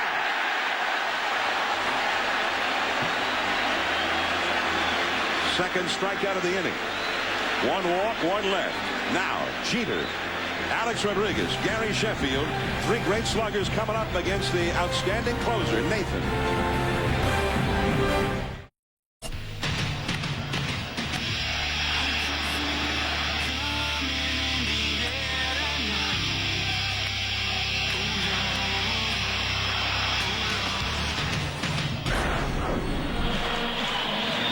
Yeah, game 2, the Yankees and the Twins. This one's taken a lot of twists and turns. The Twins jumped ahead early, and the Yankees came roaring back with the long ball. Sheffield's 2-run shot in the 3rd tied it. A-Rod solo in the 5th put them ahead. Then A-Rod drove in a little bit of an insurance run in the 7th inning with a single. only to see the Twins come back against Mariano Rivera, no less. Now the Twins closer. Joe Nathan comes in. Nathan, who had a 1.62 ERA, 44 saves. Joe, he was tough to hit, 72 in the third innings, only 48 hits allowed. Formerly of the San Francisco Giants, the Twins traded A.J. Przinsky to the Giants to get Nathan. And Nathan, in short order, became the closer. He grew up in this area. Now the three guys coming up here, Jeter, A-Rod, and Sheffield, have had a hand in all 5 of the Yankee runs. Starting with Jeter's first inning home run. Jeter is 1 for 3 with a sacrifice bunt. His bunt helped set up a run in the 7th. Derek Jeter. And he's been a hero many times in the past in postseason play. Now Borders is going to go out and chat with Nathan before they ever even throw a pitch here to Jeter. Joe Nathan, who grew up in this area, was more of a Mets fan than a Yankee fan. He went to the State University of New York in Stony Brook, but he was a shortstop, and he was a tall shortstop, and he idolized Cal Ripken because Cal was a tall shortstop, much like him. The Giants signed him as a shortstop. He had a poor year offensively in the lower minors, and they said, well, maybe you ought to think about becoming a pitcher. And he said, did they ask Cal to be a pitcher? The heck with that. It's 0-1 to Jeter on the breaking ball. He went back to school. He finished his degree. And then he called the Giants back. He said, are you still interested in me pitching? They said, absolutely. And he went back to the Giants and eventually made it to the big leagues as a pitcher. And now here he is in Yankee Stadium in the big show. Man, look at that movement on the pitch. That is a quick strike 2 to Jeter. Well, he's thrown 2 pitches away from Jeter. They've been pitching him inside the entire ball game. And now all of a sudden they changed that, and he's thrown 2 breaking balls, 2 sliders on the outside corner. I mean, that one clocked at 90 miles an hour. There is Alex Rodriguez on deck. He's had a big night. 3 hits for the Yankees. 0-2 the count. And there it is again. This time taken by Jeter. As you saw, Matthew LeCroy stays in the game to play first, and Michael Kadire moves back to second base. There's LeCroy at first. And Kadire back over to second. 1 ball, 2 strikes to Jeter. That fastball is fouled back and off the facing of the upper deck. Jeter looked like he's a little upset that he got a pitch to hit right there. Well, that's also the kind of pitch that Jeter will hit over the short right field fence too, because he just laid enough on it. He's just laid enough on it that it's going to go to right field. When he'd seen those 3 sliders at 90, and then he got a 96-mile-an-hour fastball. 1-2. High and tight, and Jeter lurches back out of harm's way. Well, he had thrown every pitch away, so he tried to go on the inside part of the plate. Got away from him. But again, they had been pitching him inside the whole game, and that's where a lot of the pitchers on the Twins would like to pitch him. But Nathan obviously changed those tactics by going away. 2-2 to Derek Jeter. Had one of his best home run years this year. Back to the slider. Jeter had 23 home runs this year. And we've seen him do it here in 2001. He ended a World Series game with a homer. He did it against the Atlanta Braves in World Series play. He's had so many big hits in so many big games. Joe Nathan knows with these other big sluggers coming up behind him, he cannot afford to walk him either. It was 0-2. Now 3 balls, 2 strikes. The count to Jeter. A-Rod on deck, Sheffield in the hole. Toward right field, but not deep enough this time. Jack Jones, 1 away. Well, he got that fastball just in enough. He was trying to throw. He pitched him away, and then he got him inside. Jeter in the first inning hit a booming home run into the black seats in center field. Then Sheffield, a shot down the left field line that tied the game. A 2-run homer. Alex Rodriguez into the big part of the ballpark out in Death Valley, just to the left of the 399 marker. That put the Yankees ahead. However, it was not a lead that they were able to hold tonight. 5-5, 10th inning. Here's A-Rod. 0-1. A-Rod has had 5 hits in 8 at-bats in this series. His first postseason experience with the Yankees. Tonight, 2 singles and a homer. He's driven home 2 and scored 2. Sheffield on deck. The great sluggers against the guy who's been a great closer this year. High and tight. 1 ball, 1 strike. Well, the Twins are guarding the line almost, down the third base line. See, they're close, but not, a lot of teams believe you can't let a ball get by you. And they station a guy closer to the line, but that also opens up the holes between the third baseman and the shortstop. 1-1 the count, and he's got him chasing that 91-mile-an-hour slider again. 1-2 the count. When Nathan pitched for the Giants, the closer was Rob Nen, and Nen had a slider that he'd throw 90, 91, 92 miles an hour that was almost unhittable.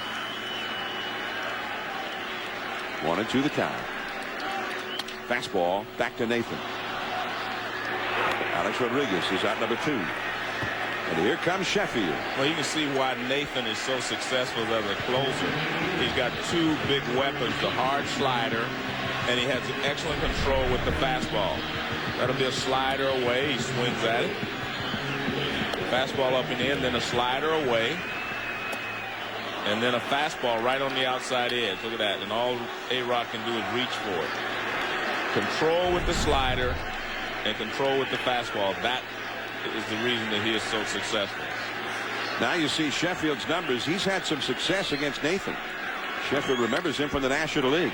But first ball swinging on the fastball. And Guzman throws him out. The Twins bullpen. First Balfour, then Rincon, now Nathan. They have shut the Yankees down. On to the 11th.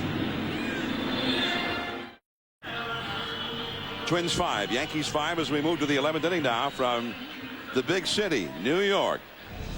Now, as the Red Sox and Angels are playing out in Anaheim over at ESPN2 tomorrow, it'll be the Astros and Braves. The Braves will need a win before they go to Houston after falling today. 4 o'clock, 1 Pacific on ESPN. Oswalt will go against Hampton in that ball game.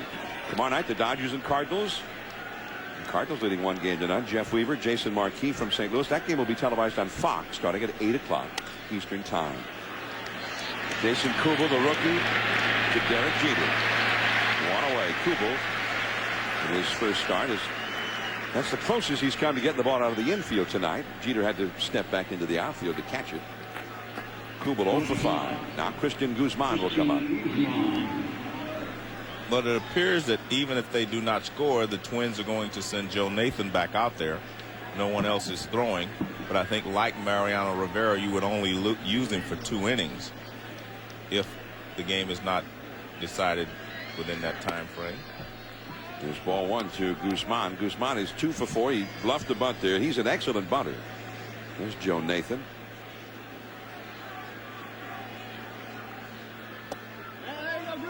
Again, Guzman showing bunt. 2-0 the count.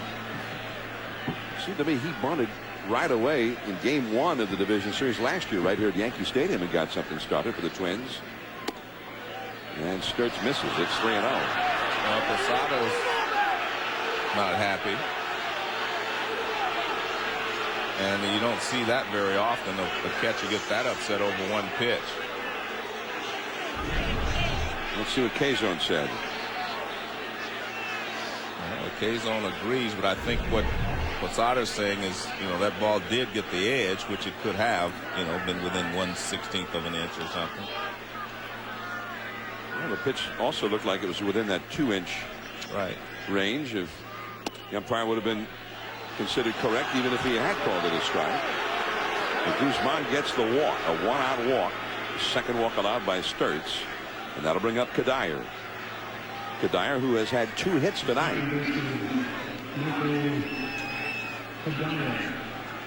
Kadire 2 for 4 in this game after going 0 for 3 in game 1. So now you've got Guzman at first, who is a threat to run. And out on deck is Pat Borders. That fastball in there for a strike. And the crowd with a sarcastic cheer of the plate umpire Wagner. Imagine that here in the Bronx of all places. 0-1 the count. Guzman back to the bag. Guzman had 10 steals this year.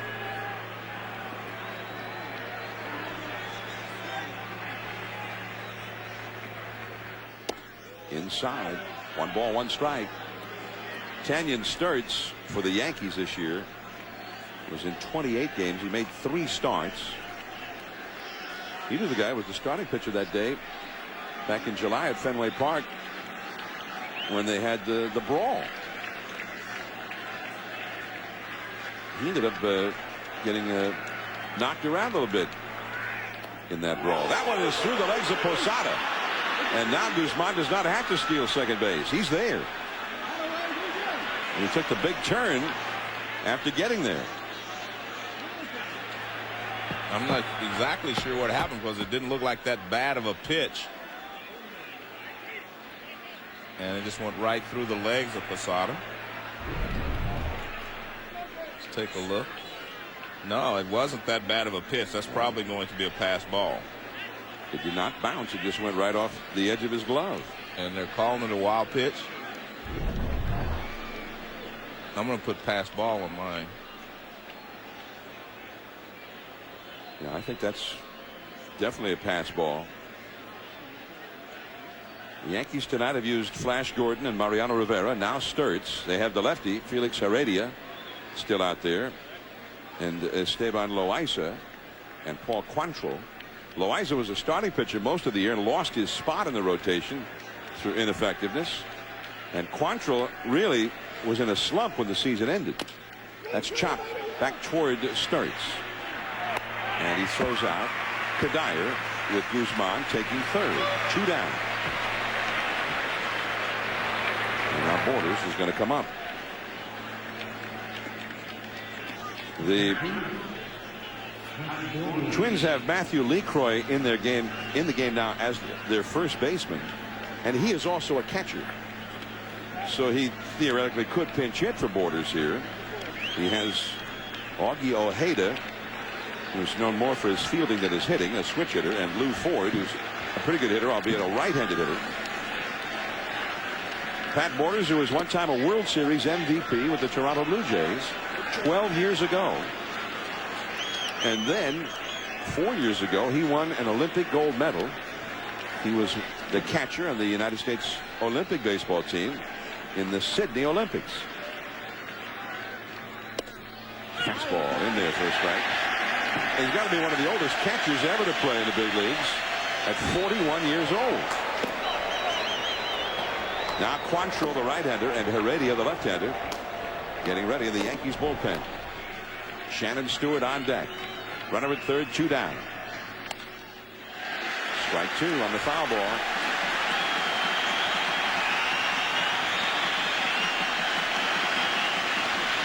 Twins 5, Yankees 5. We're in the 11th inning. Guzman drew a 1-out walk. Moved to second on the pass ball. To third on a ground ball. Shannon Stewart would be next. 2 down. Guzman down the line from third. Sturtz to the plate. Look out. And John, this is one of the reasons that when we talked to Jim Tracy yesterday at the Dodger game, he kept 3 catchers so that if he had to pinch hit, you know, then he would still be able to put a good defensive catcher behind the plate in the extra innings. And that's the reason Borders hitting. You do not want someone like LeCroy behind the plate in an extra inning ball game. You want to keep your defense in there. And he struck it out with a changeup. Guzman stranded at third. Now Matsui, Bernie Williams, Jorge Posada. 3 power hitters coming up, 5-5. Twins 5, Yankees 5. We go to the last of the 11th inning. Yankee fans may well have thought this game was over when Mariano Rivera came on in the 8th inning with 2 men on and 1 man out. But that's not the way it turned out. The Twins got through to Rivera to tie the ball game. It is still tied. Joe Nathan, the Minnesota closer, into his second inning of work. The powerful Matsui, Godzilla, the former Tokyo Giants slugger. And he hit 31 home runs slugging for the Yankees here in the Bronx this year. Matsui, 2 hits in 3 at-bats against Nathan. Bernie Williams on deck. High fly ball. Shallow left center. And look out. There is Torrey Hunter in the midst of all the chaos, very calmly making the grab. 1 down. When Rivera came on, he came on to face Justin Morneau. But the whole thing started with Flash Gordon on the mound, who struck out Jock Jones, but Jones reached. Then when Rivera came on with 2 men on, Morneau hit the bloop into shallow right. That brought 1 run home, and then Corey Koski in a protracted at bat hit an automatic double into the left field corner, and that got the tying run home. Torrey Hunter. Actually, Rivera did an excellent job keeping the damage just at that. They had second and third, 1 out, as Bernie Williams takes a strike call on the inside. Meanwhile, the Minnesota bullpen, starting with Balfour in the 7th inning, who inherited a runner with 1 out. The Twins bullpen has pitched 4 perfect innings. It has not allowed so much as a single base runner. Nathan, a little bit low with that fastball at 96 miles an hour. Bernie, all the way around, probably had his worst year this year for the Yankees. You see the Twins bullpen of Balfour, Rincon, and Nathan. They've been superb. But Bernie's had a lot of big hits to win ball games in the postseason for the Yankees. And the one thing you see with Joe Nathan, with these left-handed hitters especially, is his fastball is tailing away a little bit. That's how he got Matsui out, with a fastball tailing away, and Matsui trying to pull it. And he's trying to make sure that they don't take advantage of that short porch in right field. He got Matsui and the shallow fly ball to the center fielder to start this inning. 1 out, nobody on. 2-1. And again, it runs away from Bernie. Ball 3. Posada, he's got a lot of pop on deck. Nathan this year, in 72 1/3 innings, only allowed 3 home runs.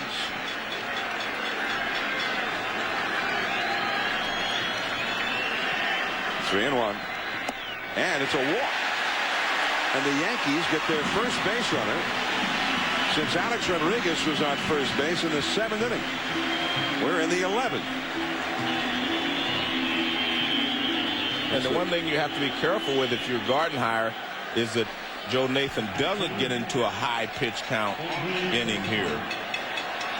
Well, Nathan appeared in 73 games and pitched 72 1/3 innings. So he was pretty much just the 1 inning at a time guy. He has thrown 19 pitches in this game. Jorge Posada, as Nathan will now have to deal with a runner being on base. Posada is 0 for 4 in the game. Back out of play. Posada has popped to second, popped to third, popped to shallow right, and struck out. Posada 0 for 4 in this game, 2 for 8 in the series. He had a couple of singles last night. Bernie Williams, the runner at first. Bernie at one time had a lot of speed, but this year he's only stolen 1 base all year and was thrown out trying to steal 5 times. 1 strike to count. There goes. No, Bernie stopped. He started, took 2 or 3 quick steps, and then stopped. Strike 2 to Posada. And I think Posada took that pitch thinking that he was running. You know, I don't know if that was just a bluff or he got out there and didn't think he had enough of a jump on the pitcher. 0-2 now to Posada. He's in a hole. Ruben Sierra on deck. 1 out. Very high. 1-2.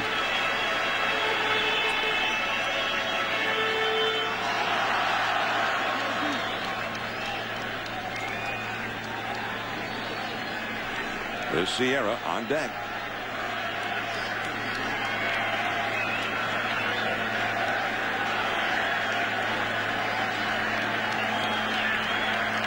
Bernie Williams leads away from first. Lee Croy on the bag with him.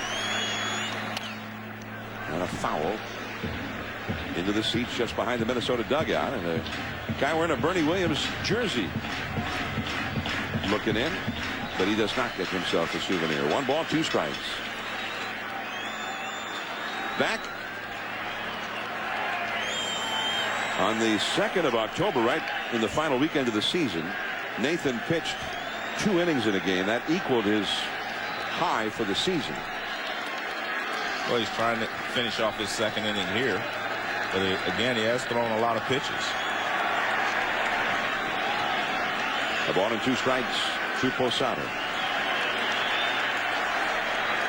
Middle infield double play deck. And pop foul into the upper deck. Well, these kind of at-bats were very typical of the Yankees for most of this run. 1996, 98, 99. They had a lot of guys who would make pitchers throw a lot of pitches, just like Posada's doing right now. And so far in this at-bat, he's had a very good approach. He has not tried to pull the fastball away. He's tried to go the other way. He's fouled them back. Posada, by the way, had 88 walks this year. He had a 400 on-base percentage, even though his batting average was .272. And Bernie back to the bag at first.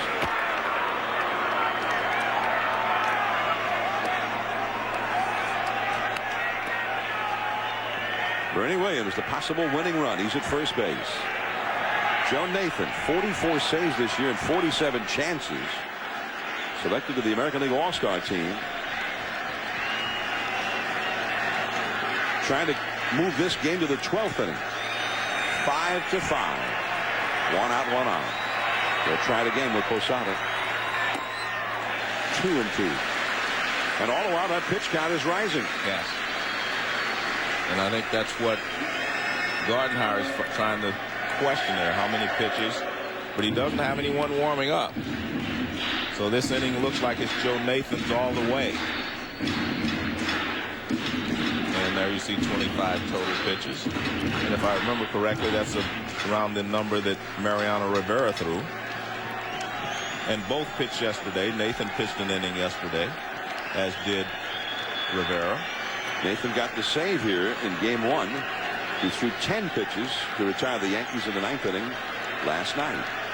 2 balls, 2 strikes. The 7th pitch of this battle, and Bernie is running, but it's fouled by Posada. And Bernie will go back to first. Joe Nathan, who had surgery on his right shoulder 4 years ago, and then began a tortured climb, a rehabilitation, and making his way back to the minor league system. He really had to learn how to pitch all over again. And he came back initially as a guy who used to throw 97 and was throwing 82. And he got lit up many a time in the minor leagues as he made his way back from that injury. And he strikes out Posada with that great slider, that hard slider.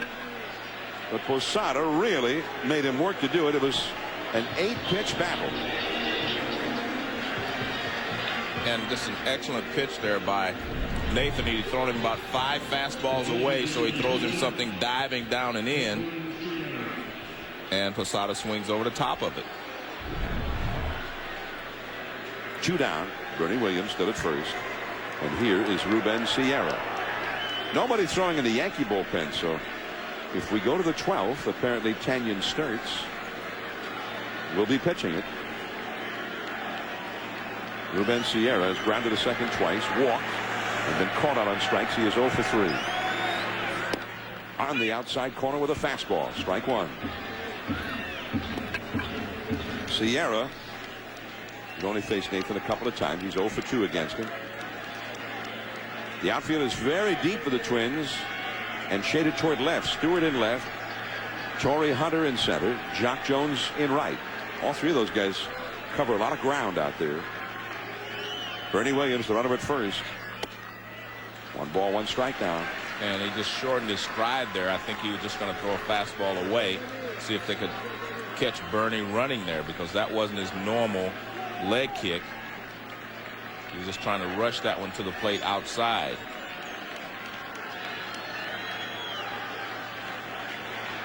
A ball and a strike. John Olerud would be next. Bernie Williams at first, ready to go in anything. There's a backdoor slider. Came in over the corner. Strike two. And he went back to his big leg kick and he threw a strike. He has two very good weapons. I mean, he has an excellent fastball and a great breaking ball. He doesn't seem to change speed too much, meaning the changeup. He just uses those two pitches. Ruben Sierra, 17 home runs during the season, only 307 at bats. Up and away, 2-2, and you wonder if fatigue is starting to settle in on Nathan a little bit, because I mean, number one, he's been in a lot of games this year, but number two, he rarely has been called on to throw as many pitches as he's thrown tonight. He's thrown 31 pitches now in this one, and all under duress against the Yankees' best hitters in these 2 innings. He struck him out, and we move on to the 12th inning. That's 4 2/3 no-hit innings of the Minnesota bullpen. Shannon Stewart, Jock Jones, Torrey Hunter coming up. It's 5-5.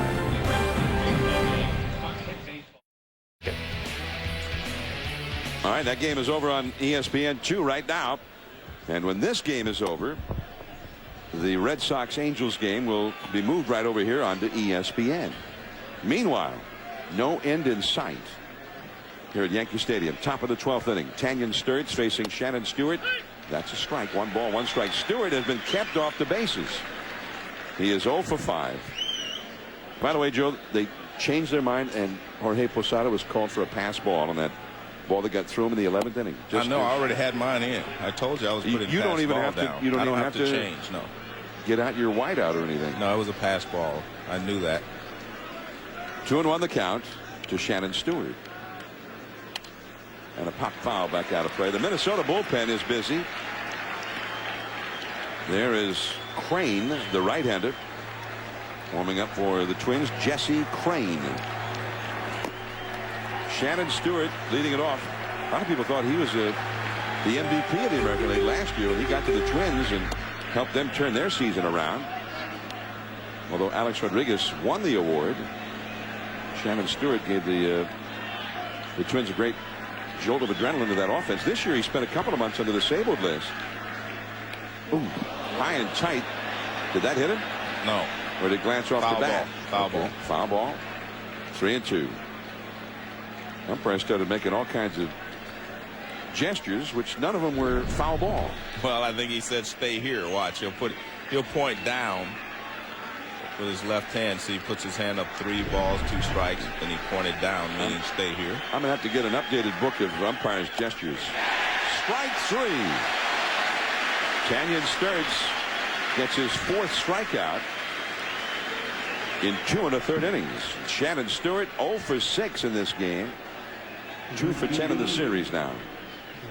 And here's Jock Jones, who has singled, grounded out, and struck out 3 times. However, on one of those strikeouts, he reached base, and that started the 2-run rally in the 8th inning that tied the game. Fastball up and away from Tanyan Sturtz. You know, Tanyan Sturtz is an amazing story. He was a guy that seemed like nobody wanted. He had not had any success to speak of in the past. And now here he is. And Joe Torre has a lot of confidence in him coming out of that bullpen. Well, he's definitely showed a lot of confidence tonight because he has not basically had anybody else warming up since he has come into the ball game. Sturtz used to be a starting pitcher as Jock Jones bounces a foul. But he never had a whole lot of success as a starting pitcher.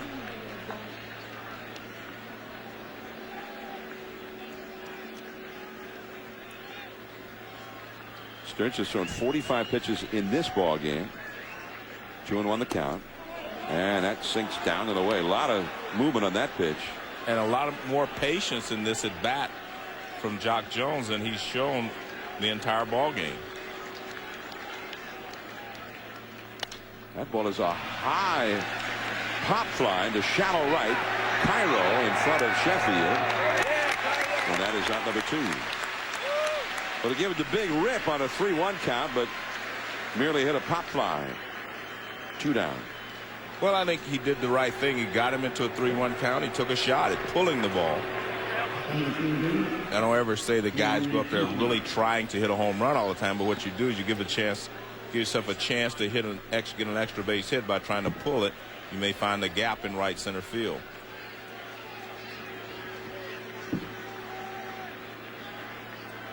Now Torrey Hunter, and that's in the dirt. 1 ball and no strikes. Tanyan Sturtz actually was in the Dodgers organization when this season began, and the Yankees acquired him on June 15th from L.A. for a player to be named later. He had been a starting pitcher in the minor leagues for the Dodgers. That ball is hit high. Left field, deep. Matsui back, and the Twins are back ahead. Torrey Hunter with a soaring, majestic home run. That ball exploded off his bat, and it is 6-5 Minnesota. Well, high fastball, and Torrey Hunter is one of the better high fastball hitters in the league.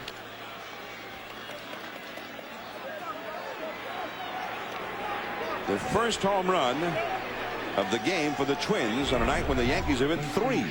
You see the target is down, but it's a high fastball right on the middle end, from the middle end. There's a strike to Matthew LeCroy. Watch the pitch, high fastball, and he knows right away where it's going to end up. Kind of flips the bat. LeCroy, that's a sharply hit base hit to left field. So the Yankees now will have to play catch up. Now, if you're Ron Gardenhire, what do? Your closer has already worked 2 hard innings. Well, I don't see anyone warming up. I know Crane was throwing last inning.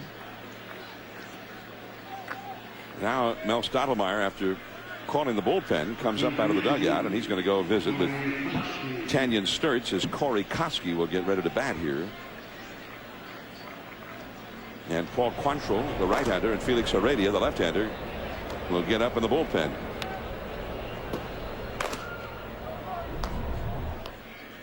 Torrey Hunter, he knew this one was gone.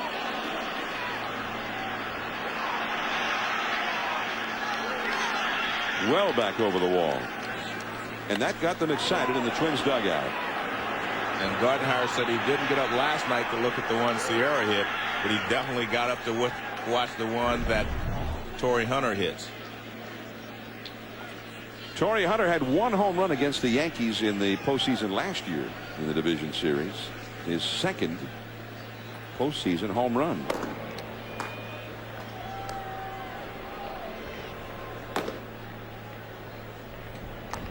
Quantrill and Heredia getting ready in a hurry in the bullpen.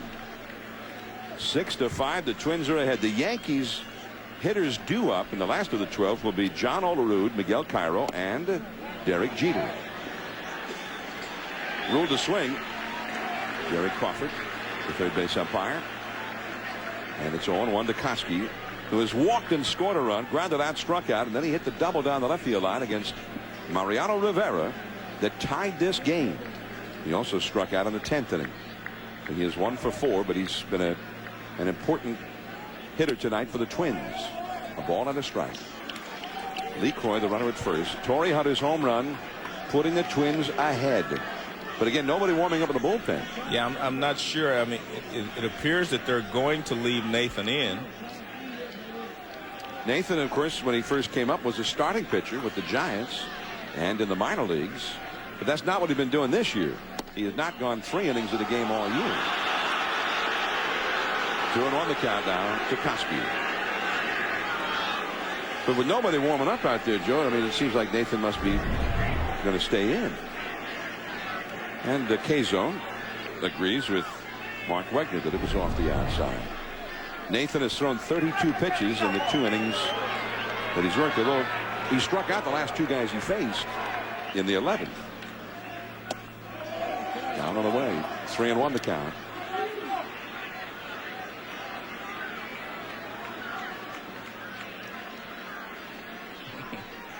Well, the Yankee fans were all happy and excited, you know, going into the 8th inning. And now they're a little despondent.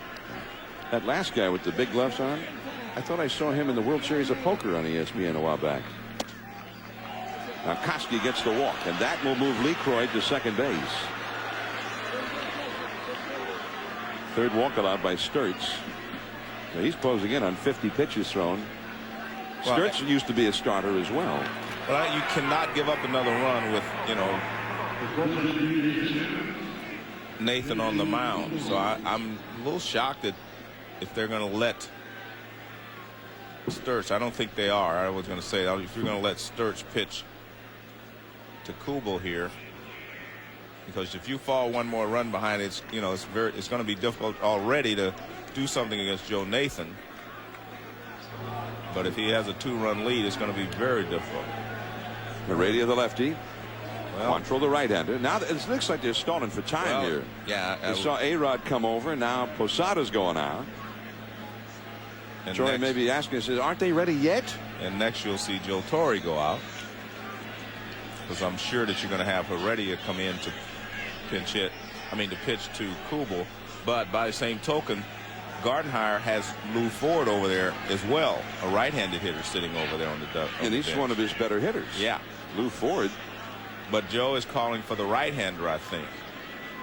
Yeah. So he may want to get the fatigue that starts out of the game, but may want to keep the rookie Kubel in the game. Right. And it is Quantrill, the right-hander, who is coming in with 2 men on and 2 men out here in the 12th inning. And they give Sturtz a nice hand, and I think that's deservedly so. Torrey Hunter with a long home run. The Twins are leading 6-5 in the 12th. We'll be back.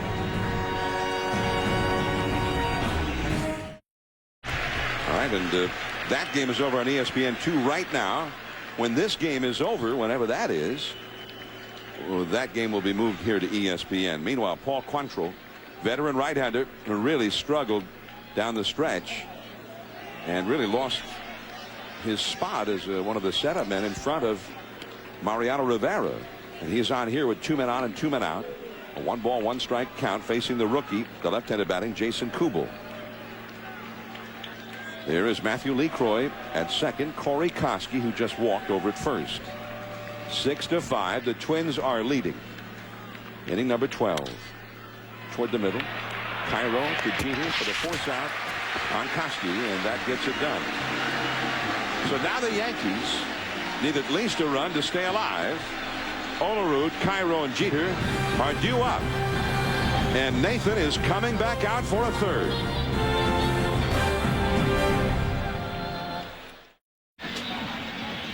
We're in New York. And the Yankees trying to stay alive here in game 2. And they would be in the daunting position of having to go to the Metrodome and sweep the Twins there just to get back here for a 5th game if they are unable to come back here in the 12th inning. But the plot thickens because Joe Nathan, who has already thrown 2 tough innings, he's thrown 32 pitches here at the end of a long season. He threw an inning last night.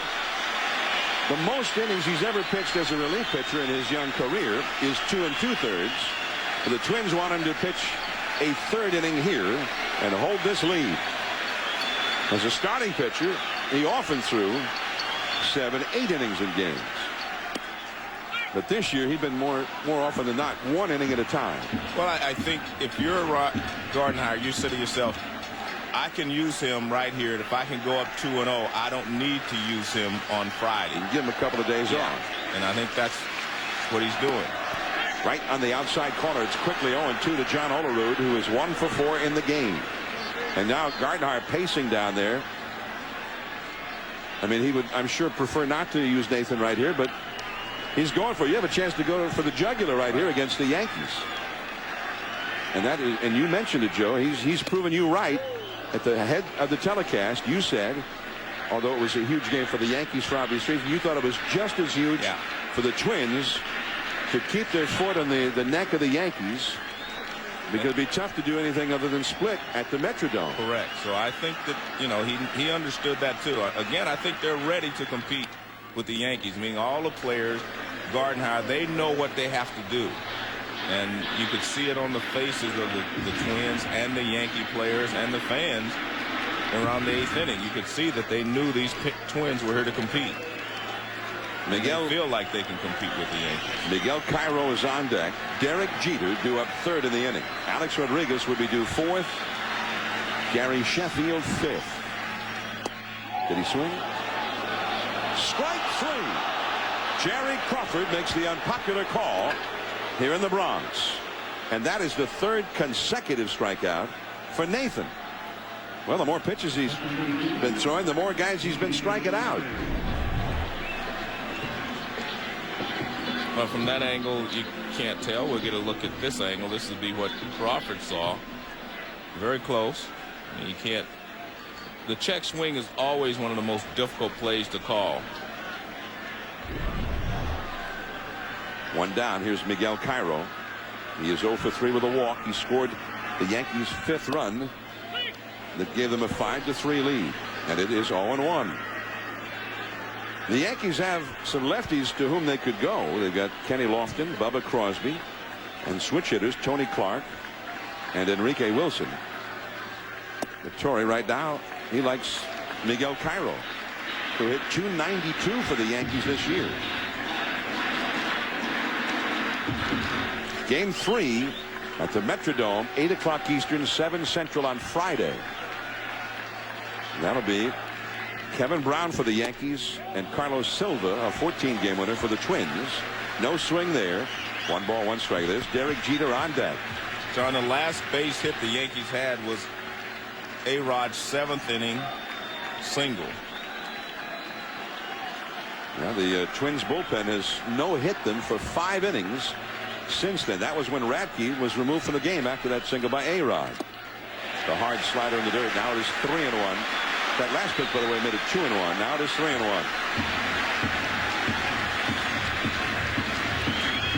Well, Gardenhire knows that, look, this is a very key situation in this entire series, not just in tonight's ball game, with him leaving Nathan out there for the 3rd inning. Good point. The key for them maybe winning this whole series is right here. Nathan's ability to get through this inning. And he walks Cairo. The Twins bullpen, meanwhile, has been quiet all the while. But now the possible tying run is on base. And here comes Jeter with Alex Rodriguez right behind him. And now Rick Anderson, the pitching coach, is going to go out to visit with Nathan, who is now at 42 pitches for the game. Well, I would think that, you know, if you're Gardenhire, you don't want to go this far with Nathan and not get the win, so you may have to get someone up.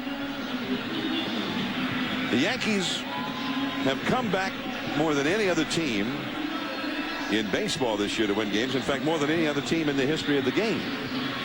15 of their comebacks this year came in the 7th inning or later.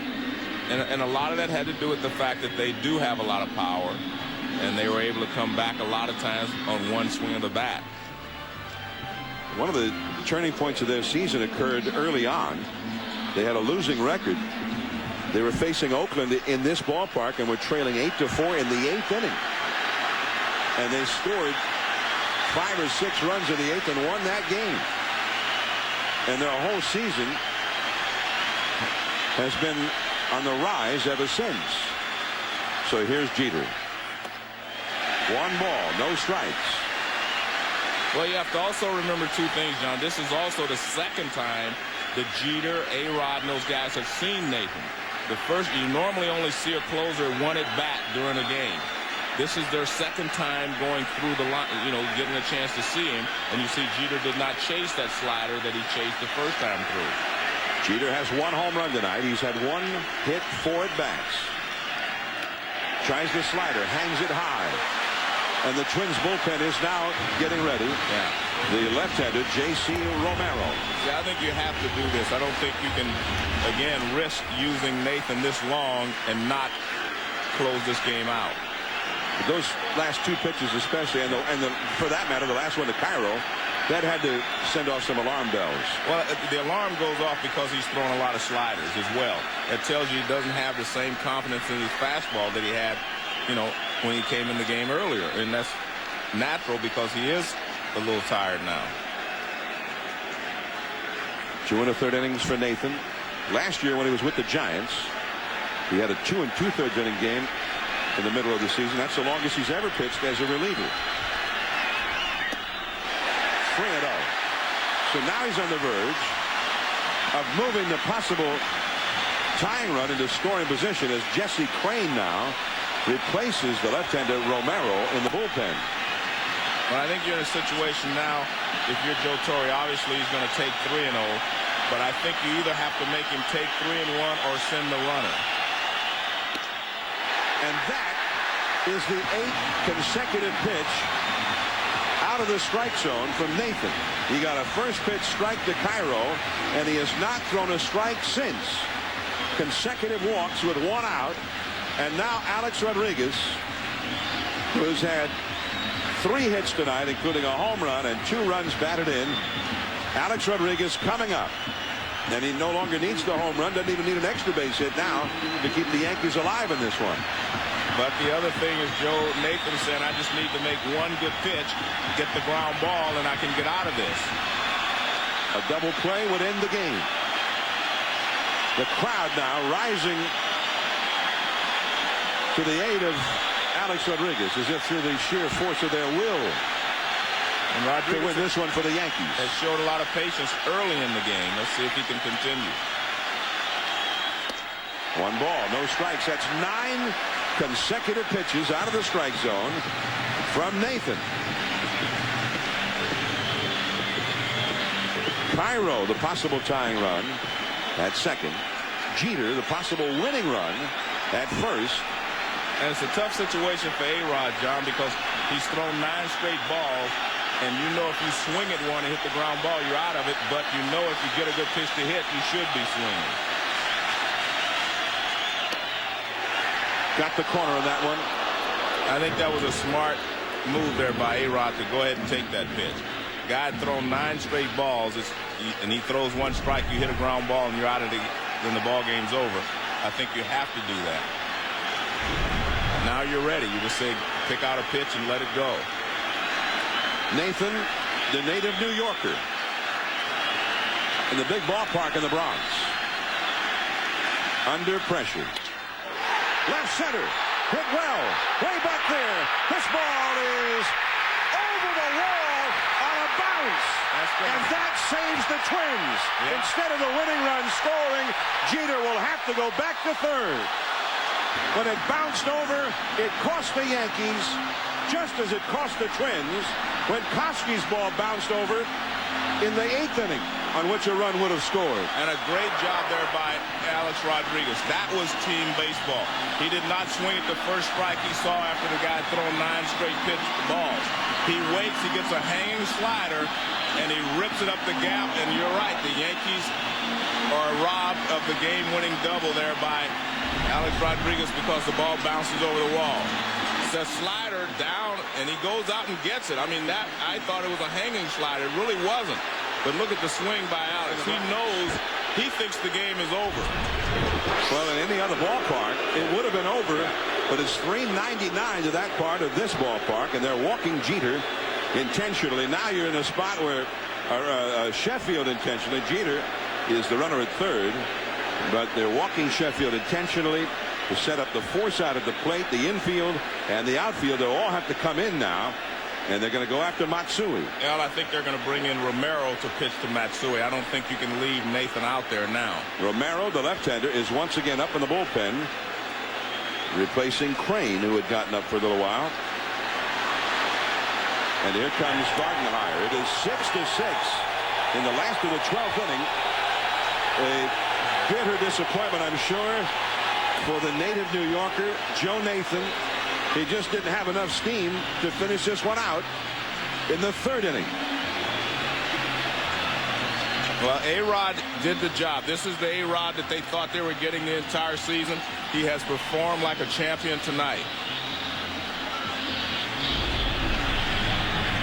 Slider hit up the gap. When that ball was in the air, I thought the ball game was over. Not thinking it would go out of the ballpark, but wherever it bounced, Jeter would have been able to score. So the Yankees did not win it right there. But they have the bases loaded with one out, and we'll be right back. Here's Joe Nathan in the dugout. 53 pitches thrown, maybe 12 too many as it turned out. Yeah, he had 44, I guess, whatever it didn't hear. So whatever. Look, I understand what Gardenhire did. He took the chance because, again, you wanted to go home 2-0. He took that chance. It hasn't worked out so far. So now Matsui will come to the plate against Romero. Romero, who was outstanding in 2002, not nearly as good last year, and then this year, in and out. The infield has to come in. The outfield has to come in. They're not coming in, John. They're going to play for a double play. I mean, they're playing the middle infielders right here. They're still back for a double play, and I don't quite understand this. The outfield is coming in. They're in shallow all the way around. Here's Matsui. 1 for 4 with a walk tonight. Right field, right to Jock Jones. Here comes Jeter. The throw cut off. The relay. Safe. The Yankees win.